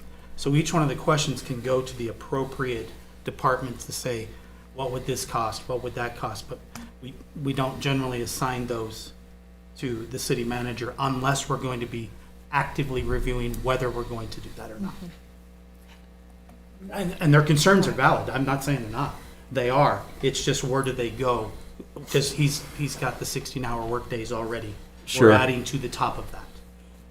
Would I suggest to the person that's reporting, like this person saying there's a junkyard being built, I would refer to him, say, well, find out who owns it and then go confront them. I would suggest No. there is a way to report those on the website. Yeah. Or they can call the local police department and make a formal complaint that way too. Okay, and with the drainage, then I would reach out to Public Works, or the person reporting it, just direct them to Public Works? Correct. Okay. Yeah, you're not gonna reach out to Public Works because we can't, Right, right? right. Unless we're sending this information through him, which will go to Public Works, we don't communicate with them directly. Because Correct. they're not our employee. Correct. The So only one that wh- sits over there, that's one of them, and that's the other one, and the other guy sits in this room on Mondays. Yeah. That's it. So we can direct them, but we have to agree to do it as a group, to direct them to do something.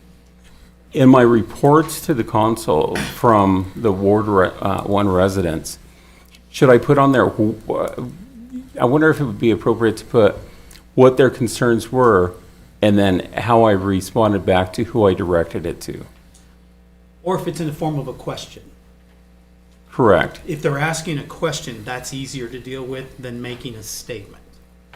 Right, right. So if you say, I had a question about whether we're gonna do X, Y, or Z, whatever that may have been, sorry, madam. Go ahead. X, Y, or Z, then in the form of a question, would we be doing this in the future, X, Y, or Z? If you ask that in the form of a question, then we can say, that's a great question, now we can direct. Okay, so I'll bring this information to the council In the form of a question. in the Each form one of a question. Yeah, If they do have statements, I'll say their statements, but I'll also have for questions. And then us as a group can direct who that should go to? we can direct Tom to where that goes to. Tom, can you send this to the appropriate department that's going to deal with this question? Sorry, madam. Okay. Yeah, sounds fair. Thank you. Does that explain it? Yeah, it does. Okay. Thank you. Any other, Councilwoman Lumen? About the FEMA, I know we were going to go and rebut their information, for lack of a better word. Has that made any progress? You know? Madam Mayor, Councilman Lumen, that has not been pushed forward. Where we are currently at is we would have to work out a trespass easement with the owner, and those communications have stalled. We've tried to get with them and back, and just for a lack of a better term, they stalled on that. And what we would do is go up onto Hogback Reservoir, onto private property, to test the retaining structure that is on there that would hold the water back from Sugar Creek. And then obviously, once it got to Miller Pond, we'd have to check the drainage of that, which we could do, but what the holdup is the trespass easement to take the heavy equipment and the stuff into Hogback Right. Lake This- up there. Maybe something that the council might put on the agenda to discuss at a later time, with FEMA on a federal level being, might be there, might not be there, because to have our residents, and I realize that I'm not Southside's representative, but I do have people in my area who own rentals in that area, and $700 to $1,200 for insurance, because I believe when we discussed it, it was only $100 to $200 increase for something we may not get. Maybe discuss what the definite possibilities are of taking that out of our ordinance again, so that our residents don't have to pay for it, but that would be at a different time and discussion, but I'm glad you're continuing to look for options on that. Yeah. Madam Mayor, Councilwoman, the way that we would approach FEMA would be through a letter of map revision, what they call a LOMAR. And in order to be successful in that, you would have to prove to FEMA that their concerns of the flood zone have been mitigated. And right now, even though we feel like, you know, and we would have to file that letter with them with our change to them to show that we're not in that. And we can just say, based upon other communities, that is a very, very difficult thing to change through them. Places in Colorado have tried a lot. I mean, a lot of different things, submitted that, and they still haven't got it changed. But that would be our next step, would be that letter of map revision. Thank you. Councilmember Garner, or Vice Mayor Garner. On the flood zone, I was talking to a resident the other day. They said one of the issues they're having with selling homes over there now that are in that area, people are backing out. And the reason is when they go to get their loan, you know, it was, for example, they said it was like $150,000, $160,000 for the loan. The monthly cost for the flood insurance was $300 to $400. It was a monthly cost, and if I remember right, we were under the impression it might be upwards in the $100, maybe $200 range. So the other issue that's come from this is people who already have loans in that area, you know, a new home. They're, you know, if it was the $100, $200, it's not too big of a hit. But where the insurance, you know, they paid it through the year, and then what is it? Escrow comes back, and then now they're looking at this huge amount of money. And I need to talk more with the real estate person and to get more clarification, but they've said it's pretty much stopped selling the homes. And one of the reasons we, if I remember correctly, we voted to declare it a flood zone was so they could get loans from the government. Is that correct? If I remember right, you can't qualify for certain loans if it's not declared a flood zone. Sorry about my voice. But it seems to be doing the complete opposite. Now people can't get the loan, or don't want to even buy the house because their loan, the cost of flood insurance is half the cost of their loan, which stings because that's not what we were expecting in any way. Honorable Mayor, Vice Mayor Garner, the city declaring that a flood zone was not the opportunity for FEMA to charge the insurance rates.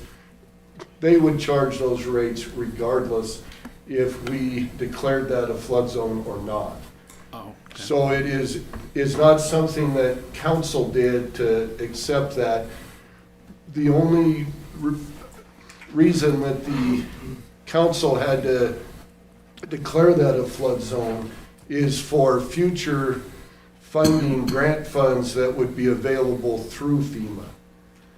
And if we had those opportunities or federal loans, we would still be eligible. So if we did not declare that, the only thing that would have hurt was the city's opportunity for future funding. But the actual premiums that are set, the city has nothing to do with that. That all comes through FEMA. The city does not control that in any way. Our only effort would be to mitigate the flood zone at Hogback, send in the letter, to FEMA and ask them to reconsider that as a flood zone. So the only thing we could do right now would be to mitigate the flood zone based upon what FEMA has declared that flood zone. Go ahead. Thank you for clarifying. That's my fault for misunderstanding that. Yeah. So thank you very much for clarifying that. Kelly? Yeah, just a quick question. We don't have an elevation. You have to come up, Kelly. Sorry. What's that? You have to come up and Sorry. sign in. Lynn's telling me. We don't have I don't think we have an elevation for the flood zone, right? We just have the map of the zone that they gave us. So if you had an elevation, I think that would help with the insurance. And there's something in that mitigation about getting that elevation, because if you're 3 inches below your foundation, then that you don't have to pay the extra insurance, though it's in that flood zone. You mean the house Yep. itself? Yep. So there has to be an elevation, right? Yeah, so, Madam Mayor, there are certain things that the homeowner can do to help lower the interest rates or the insurance rates that are charged. And it is hard where the homes are existing right now and they fall within that flood zone. But like I said, that would be between the homeowner and the ones that are charging the FEMA flood zones, which essentially is FEMA. That's not anything that the city could do to help mitigate that. Vice Mayor Gardner first.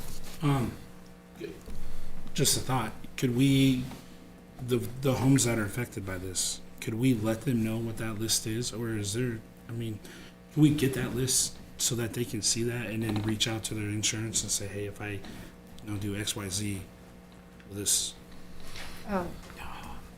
Attorney Mayberry. Thank you, Madam Mayor. Vice Mayor Garner, it's actually not FEMA who sets the rates, it's the insurance carriers through whatever type of analysis they do. So the insurance, the rates are established through FEMA and the carriers, and my understanding is there's a standardized rate. The city passed the FEMA ordinance, which is essentially a building code. And so that's been incorporated into the building code. But frankly, it actually already exists within the IBC, the International Building Code, that the city has adopted. And it's, unfortunately, it is an industry insurance practice that can be a challenge to tackle.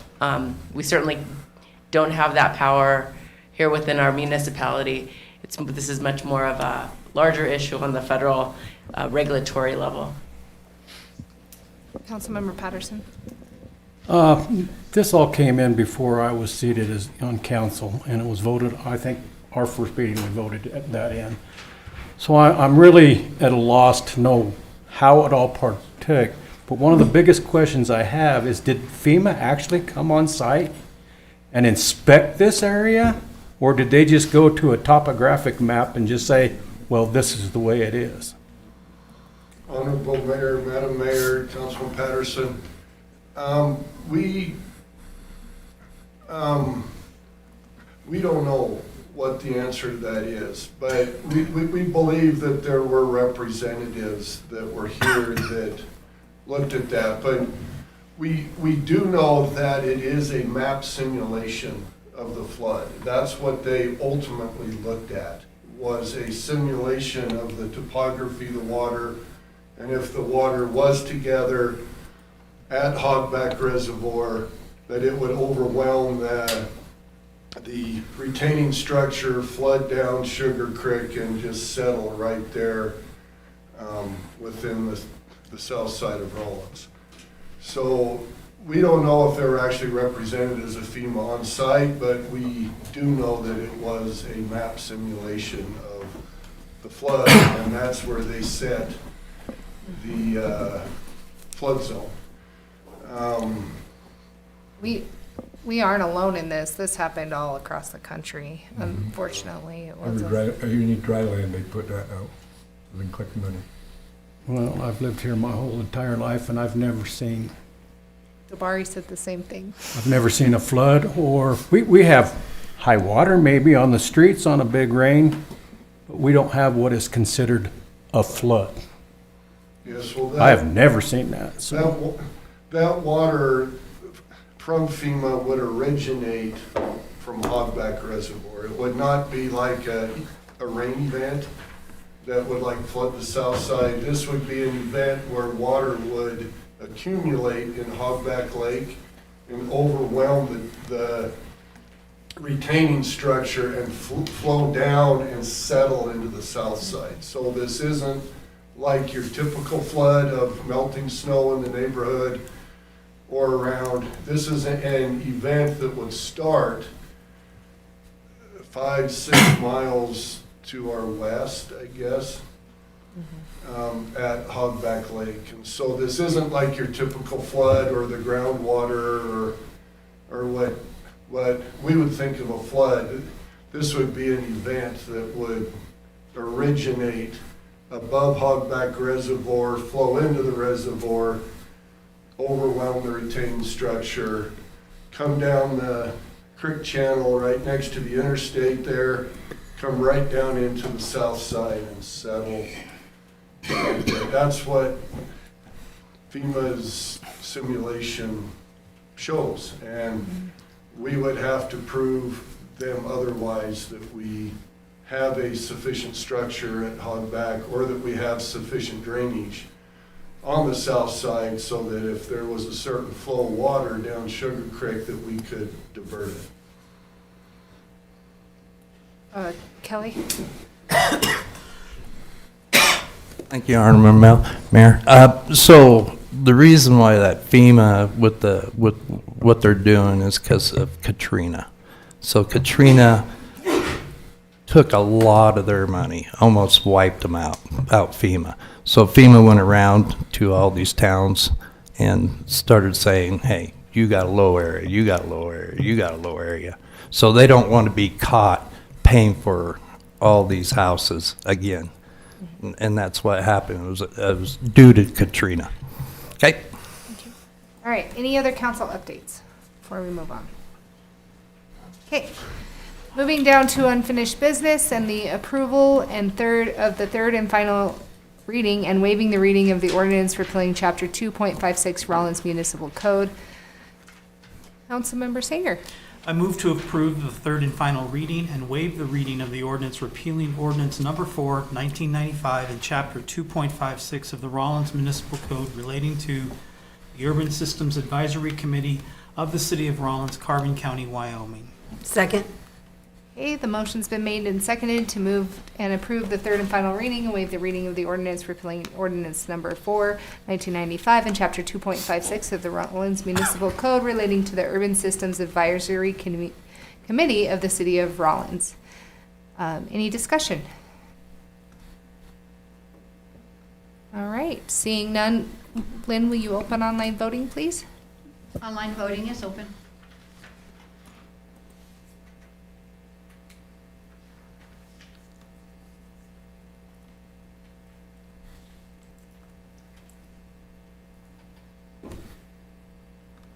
Online voting has closed. The motion passes with 7 yeas. All right, moving down to new business and the approval of the fire civil service rules. Councilwoman Lumen.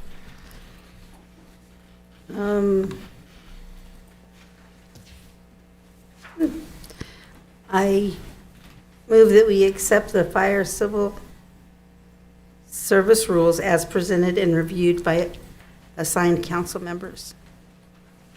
Here, a second. Okay. Okay, the motion's been made and seconded to accept the fire civil service rules as presented and reviewed by assigned council members. Do we have discussion? Councilmember Singer. Can we get an update? from the Sure, assigned? yes. Oh, from the assigned? Oh, from the council members? Sure. Yeah. Sure. So we know how, so we Yes. know what they Yep. saw, what they heard. Councilmember Lumen, go ahead. So, it was very few changes. Most of them were, semantics, I guess, and what they call different. Semantics. Semantics, what they call different, positions. Also, what I was most impressed with is, their training program and how they work to keep people that we have and encourage them to grow within the fire department. It was very impressive. Councilman Patterson? I'm going to abstain from saying anything right now. I mean, I'm on the fire commission, Oh, so. sure, yeah. Vice Mayor Garner?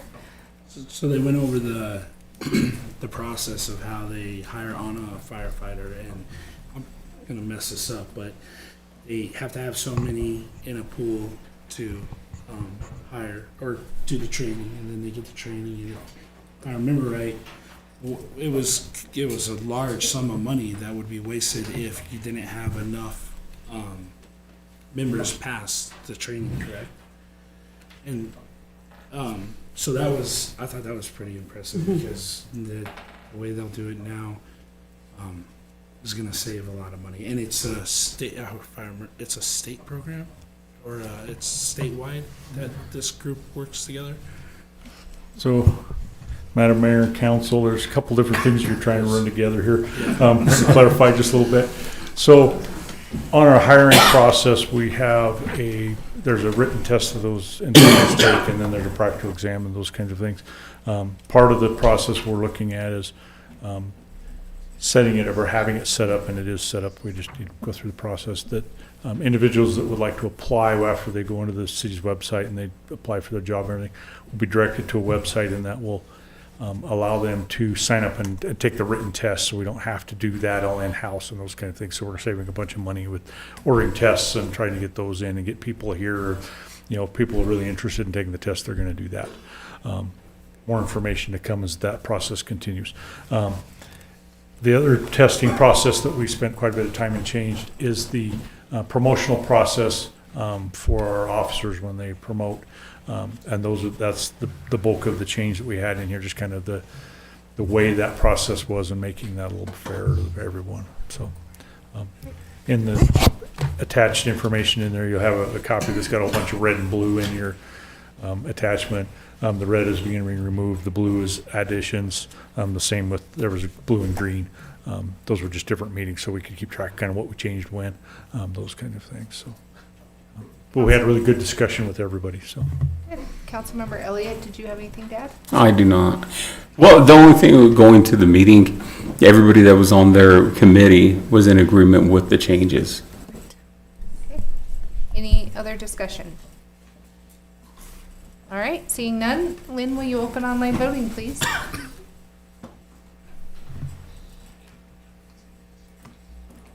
Online voting is open.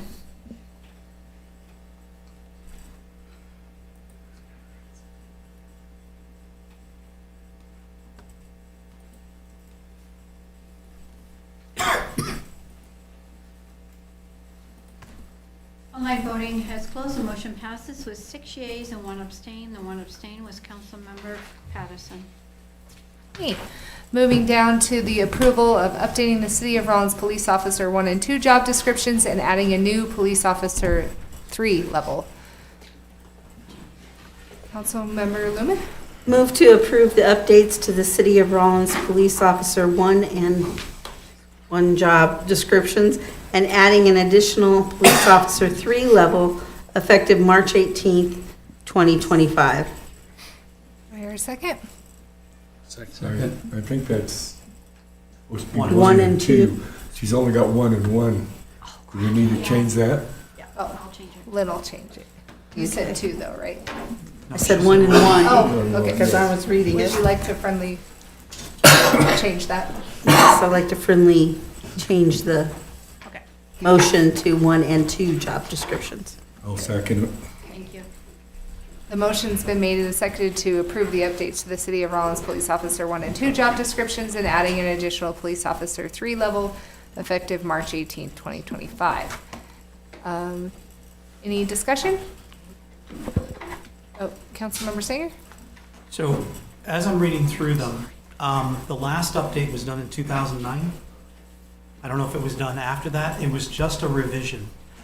So, what we have in front of us, is that the original from 2009? Or do we have is this an entirely new thing that we're looking at? Because I don't have the 2009 copy.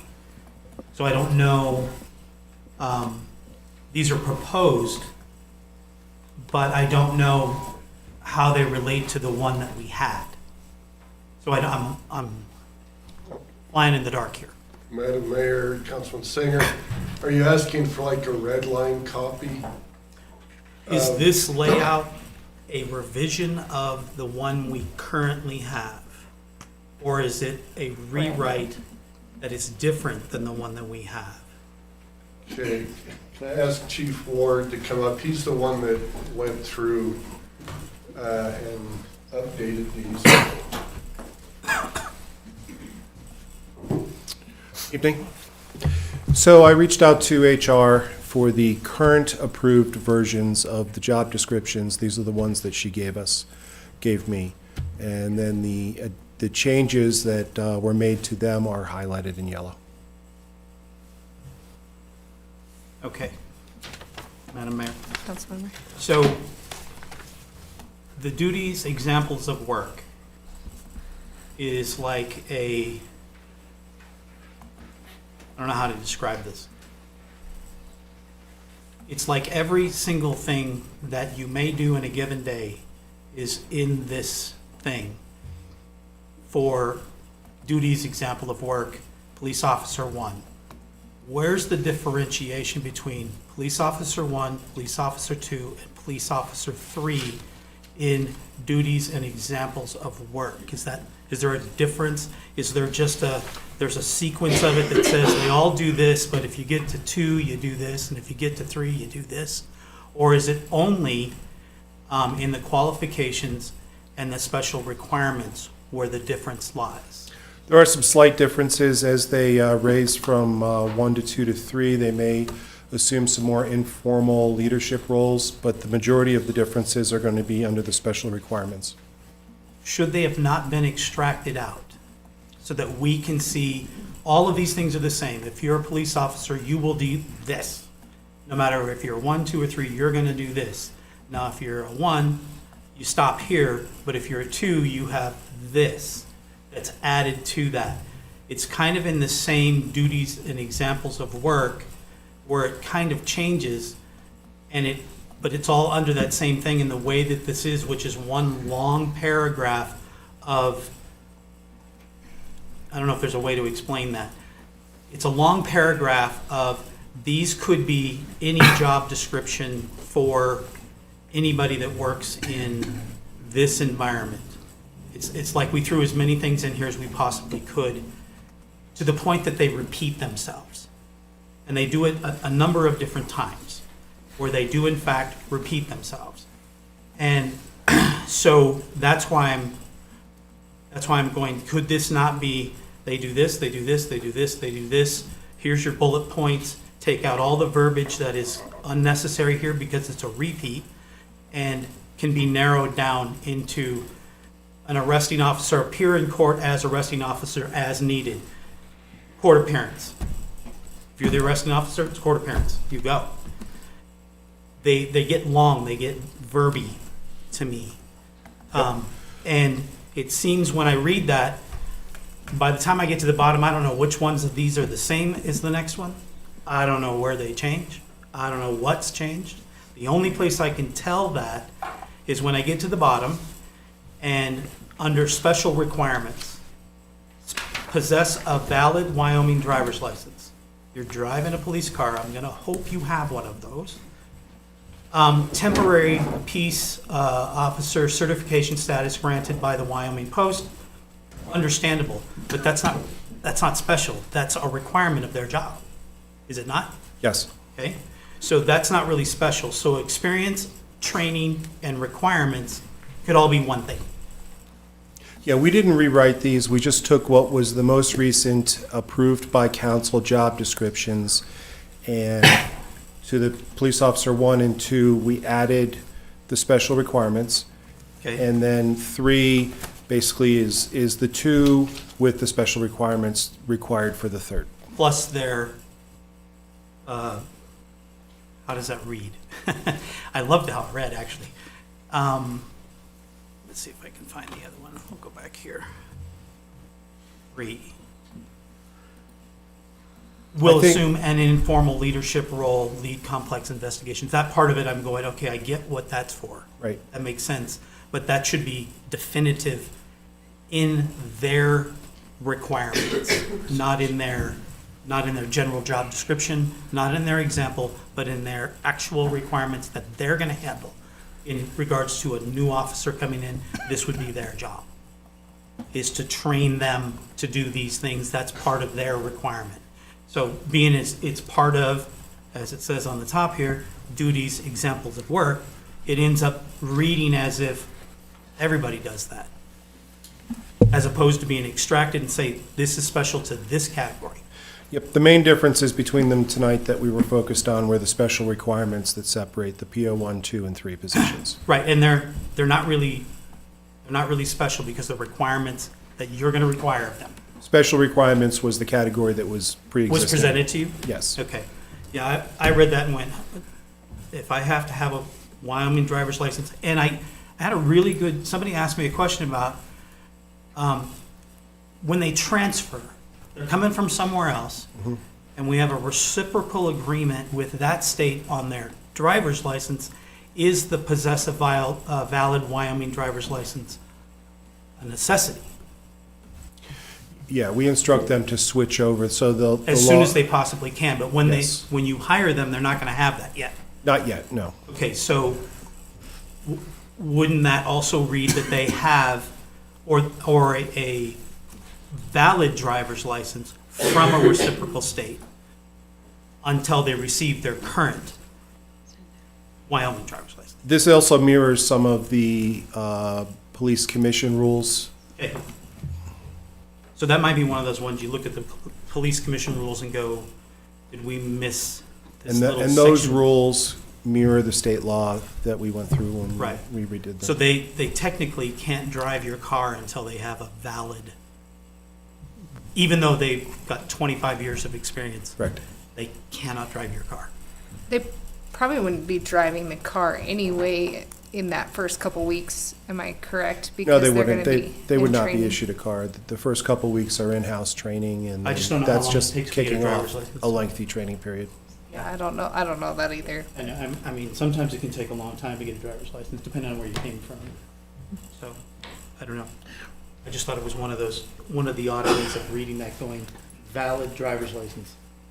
Automatically, that's a no for somebody that transferred.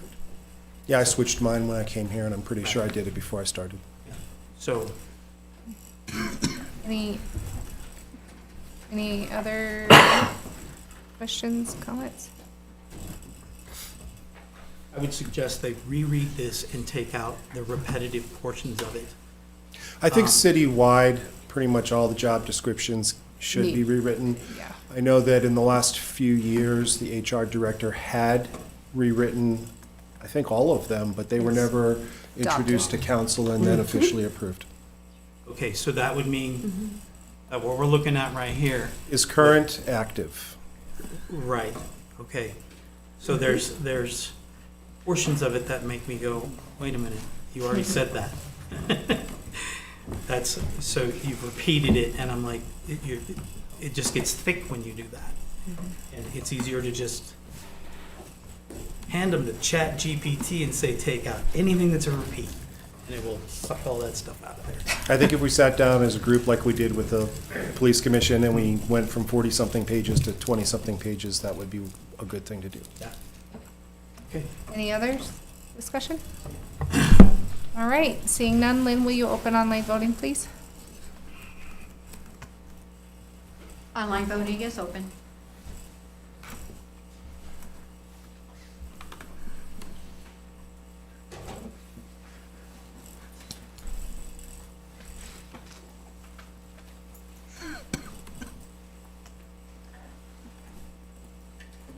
Online voting has closed. The motion passes with 7 yeas. All right, moving down to a resolution to approve adopting the revised salary schedule pay plan and Appendix A effective as of March 18th. Councilwoman Lumen? I move to approve the resolution adopting the revised salary schedule pay plan and Appendix A effective as of March 18th, 2025. Second. All right, the motion's been made and seconded to approve the resolution adopting the revised salary schedule pay plan and Appendix A effective as of March 18th, 2025. We'll start with you, Tom. Thank you, Madam Mayor. Council. So what we are asking you tonight to adopt is the new salary schedule pay plan. This is consistent with the work session that we had at the last council meeting. So all of the movement from the salary schedule dollar amounts that individuals make now, this would be the transition to a step system to where they would be moved and be placed so that they would be able to start those steps. The one new piece of information that you will have in this is that we've included the enterprise funds. Tonight, where the work session, we focused on the general fund because of the overall dollar amount and the impact to the general fund budget.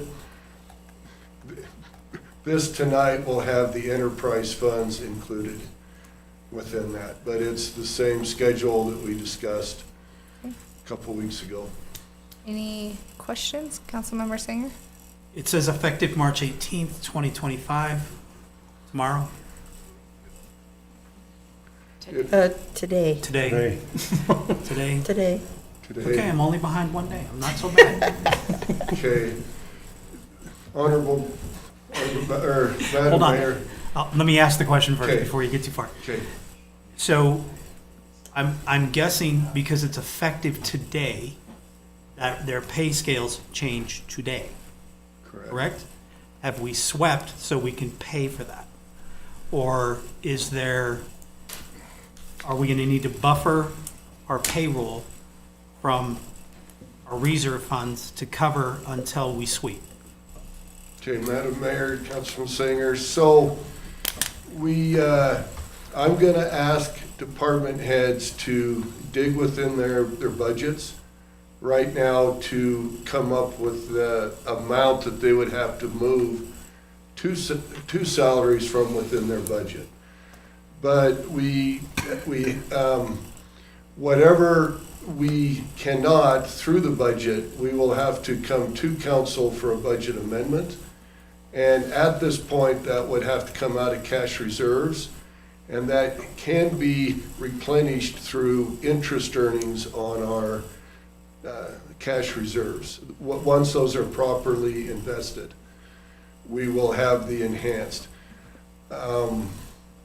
The cost of this schedule was approximately $112,000. And then we have the 86-hour rule for the police department below. But we are looking in between those two, roughly just over 200,000. I believe we currently have that within the budgets that they have, that they'll have to find it within their budgets to cover that. If not, we will have to come with a budget amendment. Madam Mayor. So when they give up their money within their budgets, does that mean they're not doing things within their budgets now? They're just getting paid more money because they don't have money to do whatever we're paying them now to do? Would it not just make more sense to say, we're going to backfill directly from reserve, this dollar amount, you work off the budget you currently have. And we'll backfill, because we're going to do it anyway, because we're going to return that money through interest back to that account. So instead of shifting and having them go through this struggle of finding where they're gonna find money from now until June 31st, would it just not make more sense to just go from here, we'll backfill to your budget for payroll and all the stuff you've already worked on, please go do it. Okay. We will bring a budget amendment to the next meeting doing precisely that. We would have to all agree to that particular thing, because he was gonna go the other way, but, sorry, Madam Mayor. That was it, I'm sorry. I just keep forgetting to say. Do we need to make a friendly amendment? No, because all we're doing is adopting the resolution. So we But just how need we're a paying- nod? No, it's how we're paying for it. Yeah.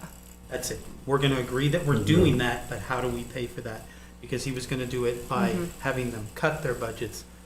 I'd just say it's simpler. So the than- council just needs to agree to direct So, our city Once we agree to manager this, then we just say, okay, pay for it this way. pay for So, it this way. Thumbs up? Makes sense. Yep, we're good. I don't know how you guys feel. Okay, all right. Any other discussion? All right.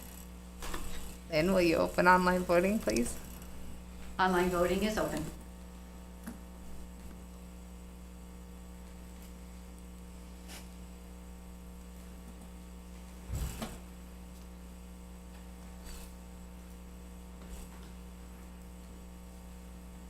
Online voting is closed. The motion passes with 7 yeas.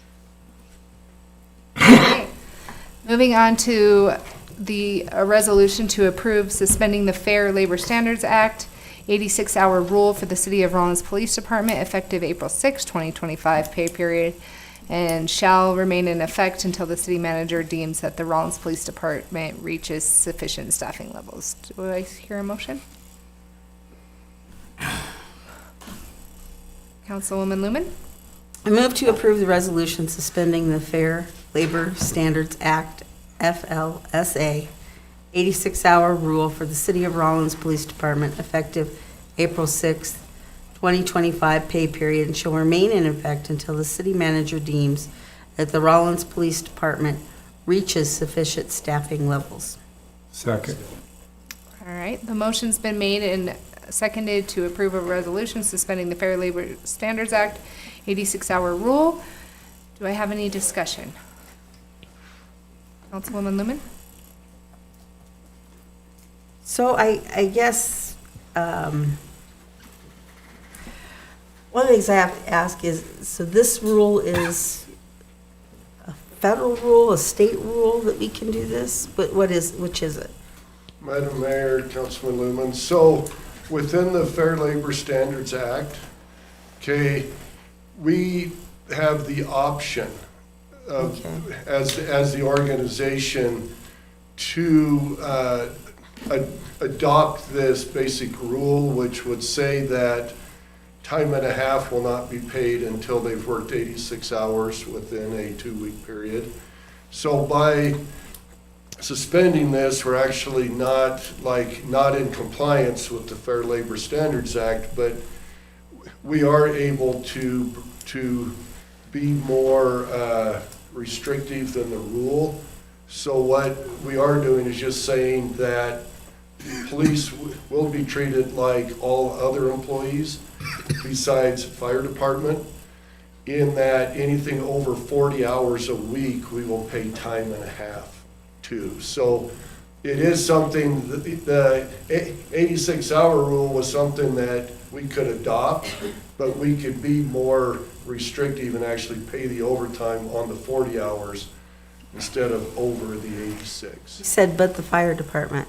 So would the fire department still be under this rule? The fire department has a similar rule to where, and it's 112 hours, is he shaking his head? 112 hours per 2-week period before they earn overtime, which would be 24 hours over the normal 80.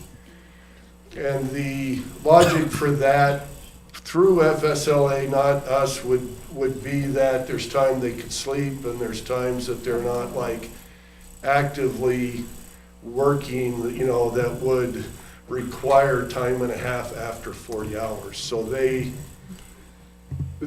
say that based on their activity, it would be appropriate to wait for 112 hours before they earn time and a half. And police was 86, fire was 112, and those are the only two within the city that have special rules that we could adopt, so. Okay, and this says until the department has reached sufficient staffing. You have a definition of sufficient staff? Madam Mayor, Councilman Lumen, we feel that sufficient staffing would be where they're not, what the word is, they're not required to work those extra overtime hours. Because right now with the staffing to fill the shifts, that there's the need for them like to work the overtime. Once we get sufficiently staffed to where that isn't like a necessity, we can choose through council to lift that or to keep it in place that we pay over 40 hours. Is that all right? So the FLSA was written back in the 1930s. Ironically, at the time, the way I understand it, it was written to protect police officers and firefighters. It was identified that their schedules were far different than normal employees due to the 24/7 coverage and the hours that they work in a typical shift. So what the federal government said was, if you're law enforcement and you work at least 86 hours in an 80-hour schedule, then that everybody has to pay them overtime after the 86 hours. And fire, same type of thing. It sets the bar that says jurisdiction has to pay them overtime once they hit 86 hours in an 80-hour period. It doesn't say you can't pay them overtime until they work 86 hours. It just says you must pay them overtime at a rate of 1.5 a time and a half after they've worked 86 hours in an 80-hour period. I suspect at the time this was written, law enforcement and firefighters were just working incredible long hours, far in exceeding these and not getting paid overtime for it. So that's the bar the government set. At some point, and we're not even quite sure when, Rawlins decided to apply this to its police officers. I believe it predates anybody who's currently employed in the police department. And I discussed it earlier 2 weeks ago, so I won't add any more. But that's just a little bit of the history for it. Thank you. Councilmember Elliott? So we would be voting for them to go into overtime at 80 hours Yes. 40 hours a week. per week, okay. Yes. Any other discussion? Okay, seeing none. Lynn, will you open online voting, please?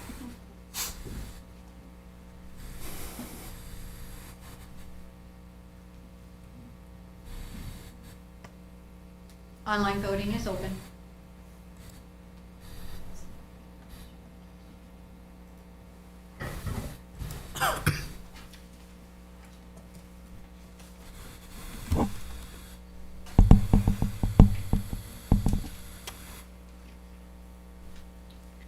Online voting has closed. The motion passes with 7 yeas.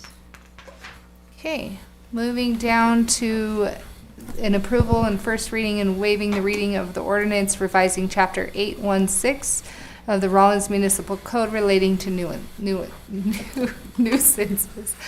I was going to say nuances. Nuisances. Councilmember Elliott? Did you No. have your hand up? Oh, I'm sorry. Do I hear a motion? Councilmember Singer. I move to approve the first reading and waive the reading of the ordinance approving Chapter 8.16 of the Rawlins Municipal Code relating to nuisances. Second. All right, the motion's been made and seconded to approve first reading and waive the reading of the ordinance revising Chapter 8.16 of the Rawlins Municipal Code relating to nuisances. Any discussion? Councilwoman Lewin. Most definitely. In section 816, 100 and dead animals, I know we talked about changing that 12 hours to like 48. Is that still, it wasn't changed, correct? Madam Mayor, Honorable Councilwoman Lumen, I did do some research as requested regarding the game and fish. So the game and fish statutes, which are under Title 23, the statute, the big discussion was the term dressed. And in my research, that's the only statute that uses that term dressed. Doesn't provide a definition or anything like that. But my review of case law and other statutes and regulations by the Game and Fish refer to the common usage that refers to the process of removing the internal organs and entrails from game. Oftentimes it occurs out in the field or at a temporary processing site. So that's where that came from. This particular ordinance has been on the books since, I'm sorry,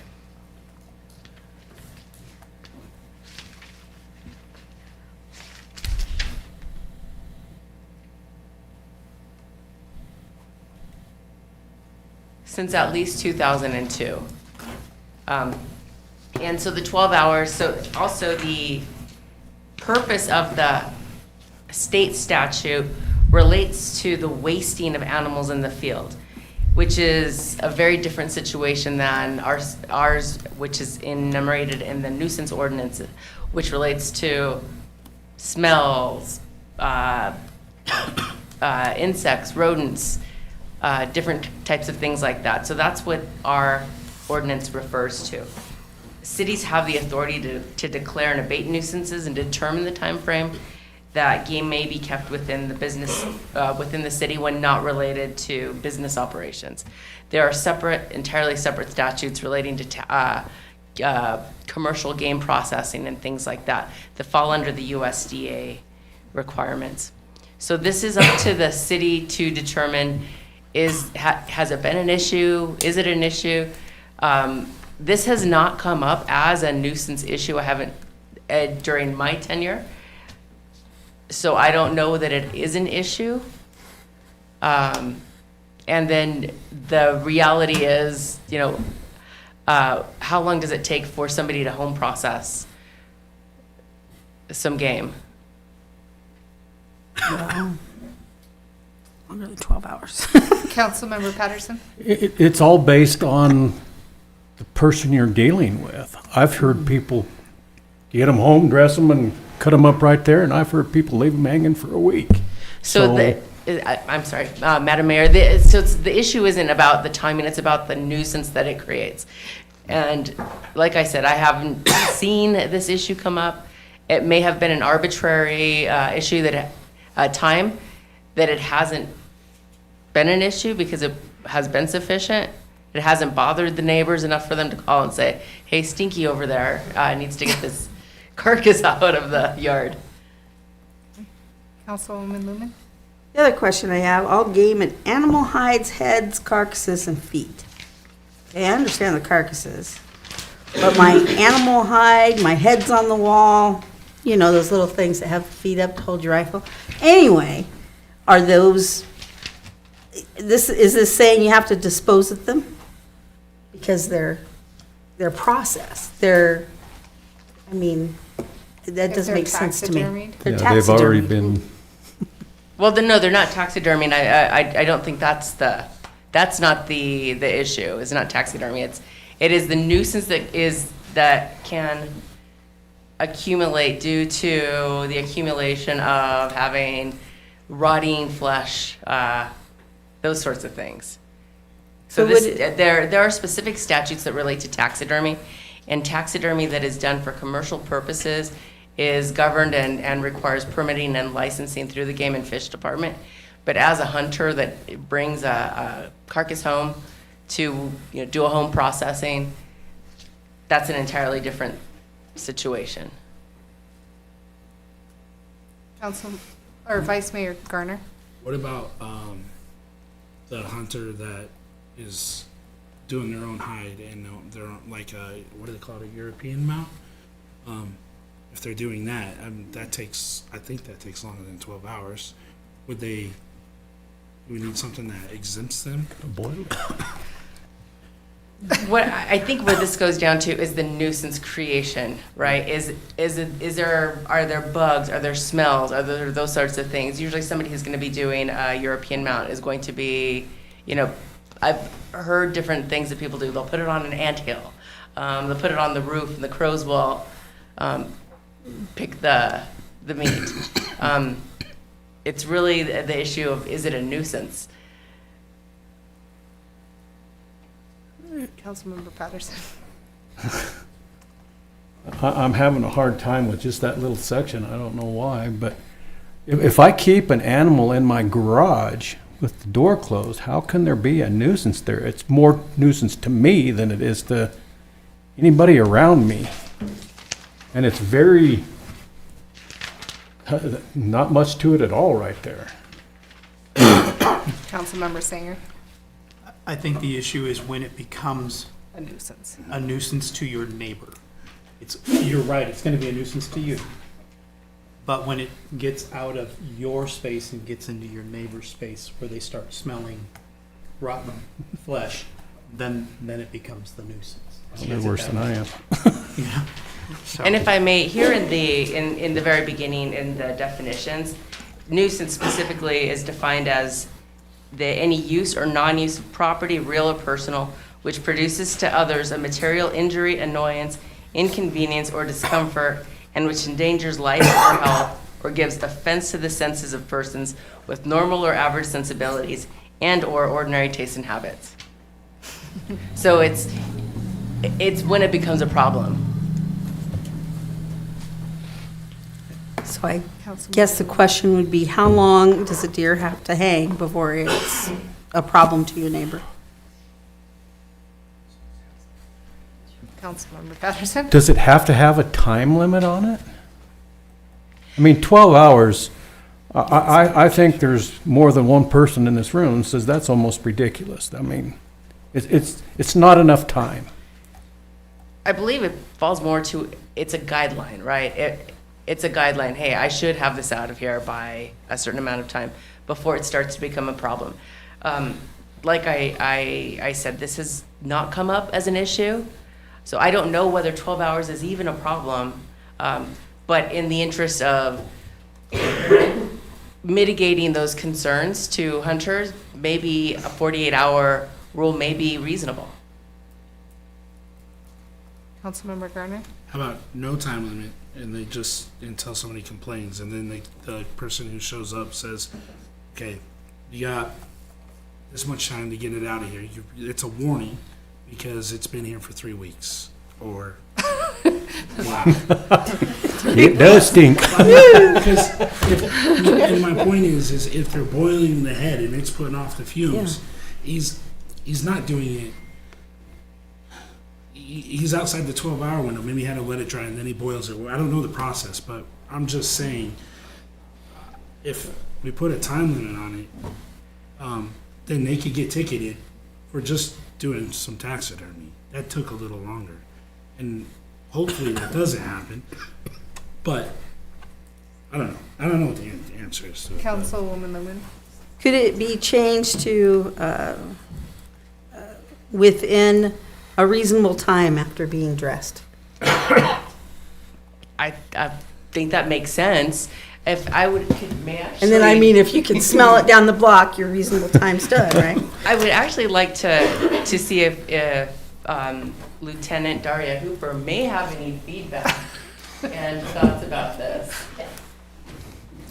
So really, we're going to use common sense when we get a call like that to go, and what we'd be looking for is more, they just threw out the hide, the bones in the backyard, and they're not taking care of it, versus they're hanging their deer to cut it up, or they're doing something with the skull itself the European. This is more of a nuisance to the neighbors. They're just disposing of it in the backyard. They're not taking it to the dump or getting rid of the carcass or the hide or the hooves. Not that they're using it for decoration or Right. anything like that. It's just more, it's a nuisance, it's stinky, they're not using it for anything. It needs to go to the dump.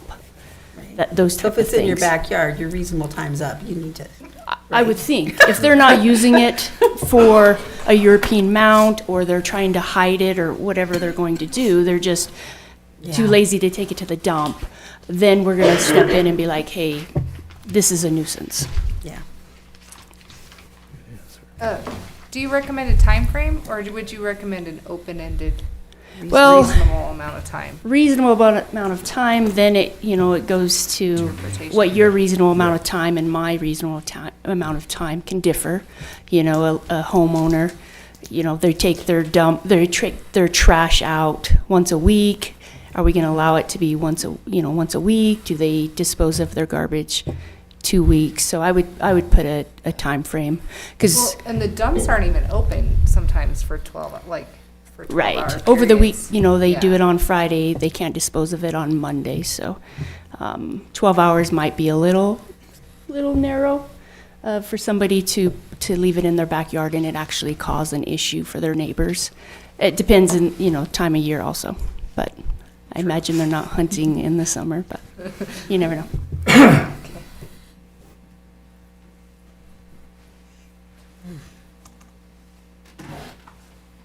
Any other discussion? Can we amend it? Sure. Who made the original? Was it you? Yeah, it was me. Councilmember Sanger did. Oh, Sanger did. That's right. Councilmember Seeloff seconded. You have to tell me what the amendment is. I guess we need to determine a time limit if that's what we're going to do. Yeah. First, we need to decide on a time limit. Is it, if reasonable is too general, then would a week be enough? 7 days? That sounds extreme for something rotting in your backyard. Backyard. Yeah. Councilmember Patterson? I'll throw out the 48-hour one that we originally talked at. That's Yeah, sufficient 48 time hours. to get an animal Okay. carcass to the dump. Yeah. It really is. Okay. I'd like to amend. Or wait, Okay, sorry. I'll go ahead and amend it to 48 Okay, hours. thank you. Second. all right. The new motion's been made and seconded to amend it to a 48-hour. Lynn, I'll give you a minute. Tell me when you're ready.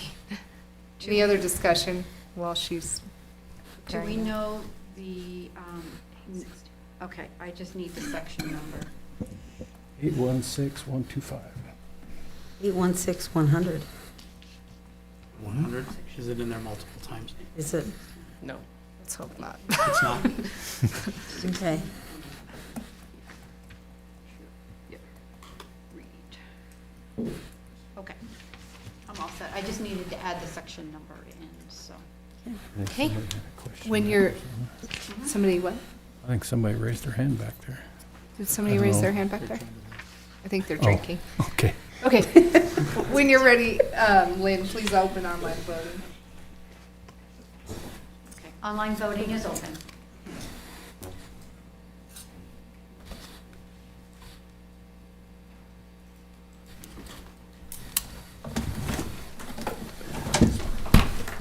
Online voting has closed. The motion passes with 7 yeas. Okay. And with no further business to come before the council, this meeting is adjourned at 9:11 p.m. And our next meeting will be April 1st, 2025, regular council meeting. And our Vice Mayor Garner will be leading that meeting, as I will be gone for ICS training. Yeah, I was going to say, that's a bad April Fool's Day? April 1st and 2nd, yes. All evidence, we're shutting down the cities.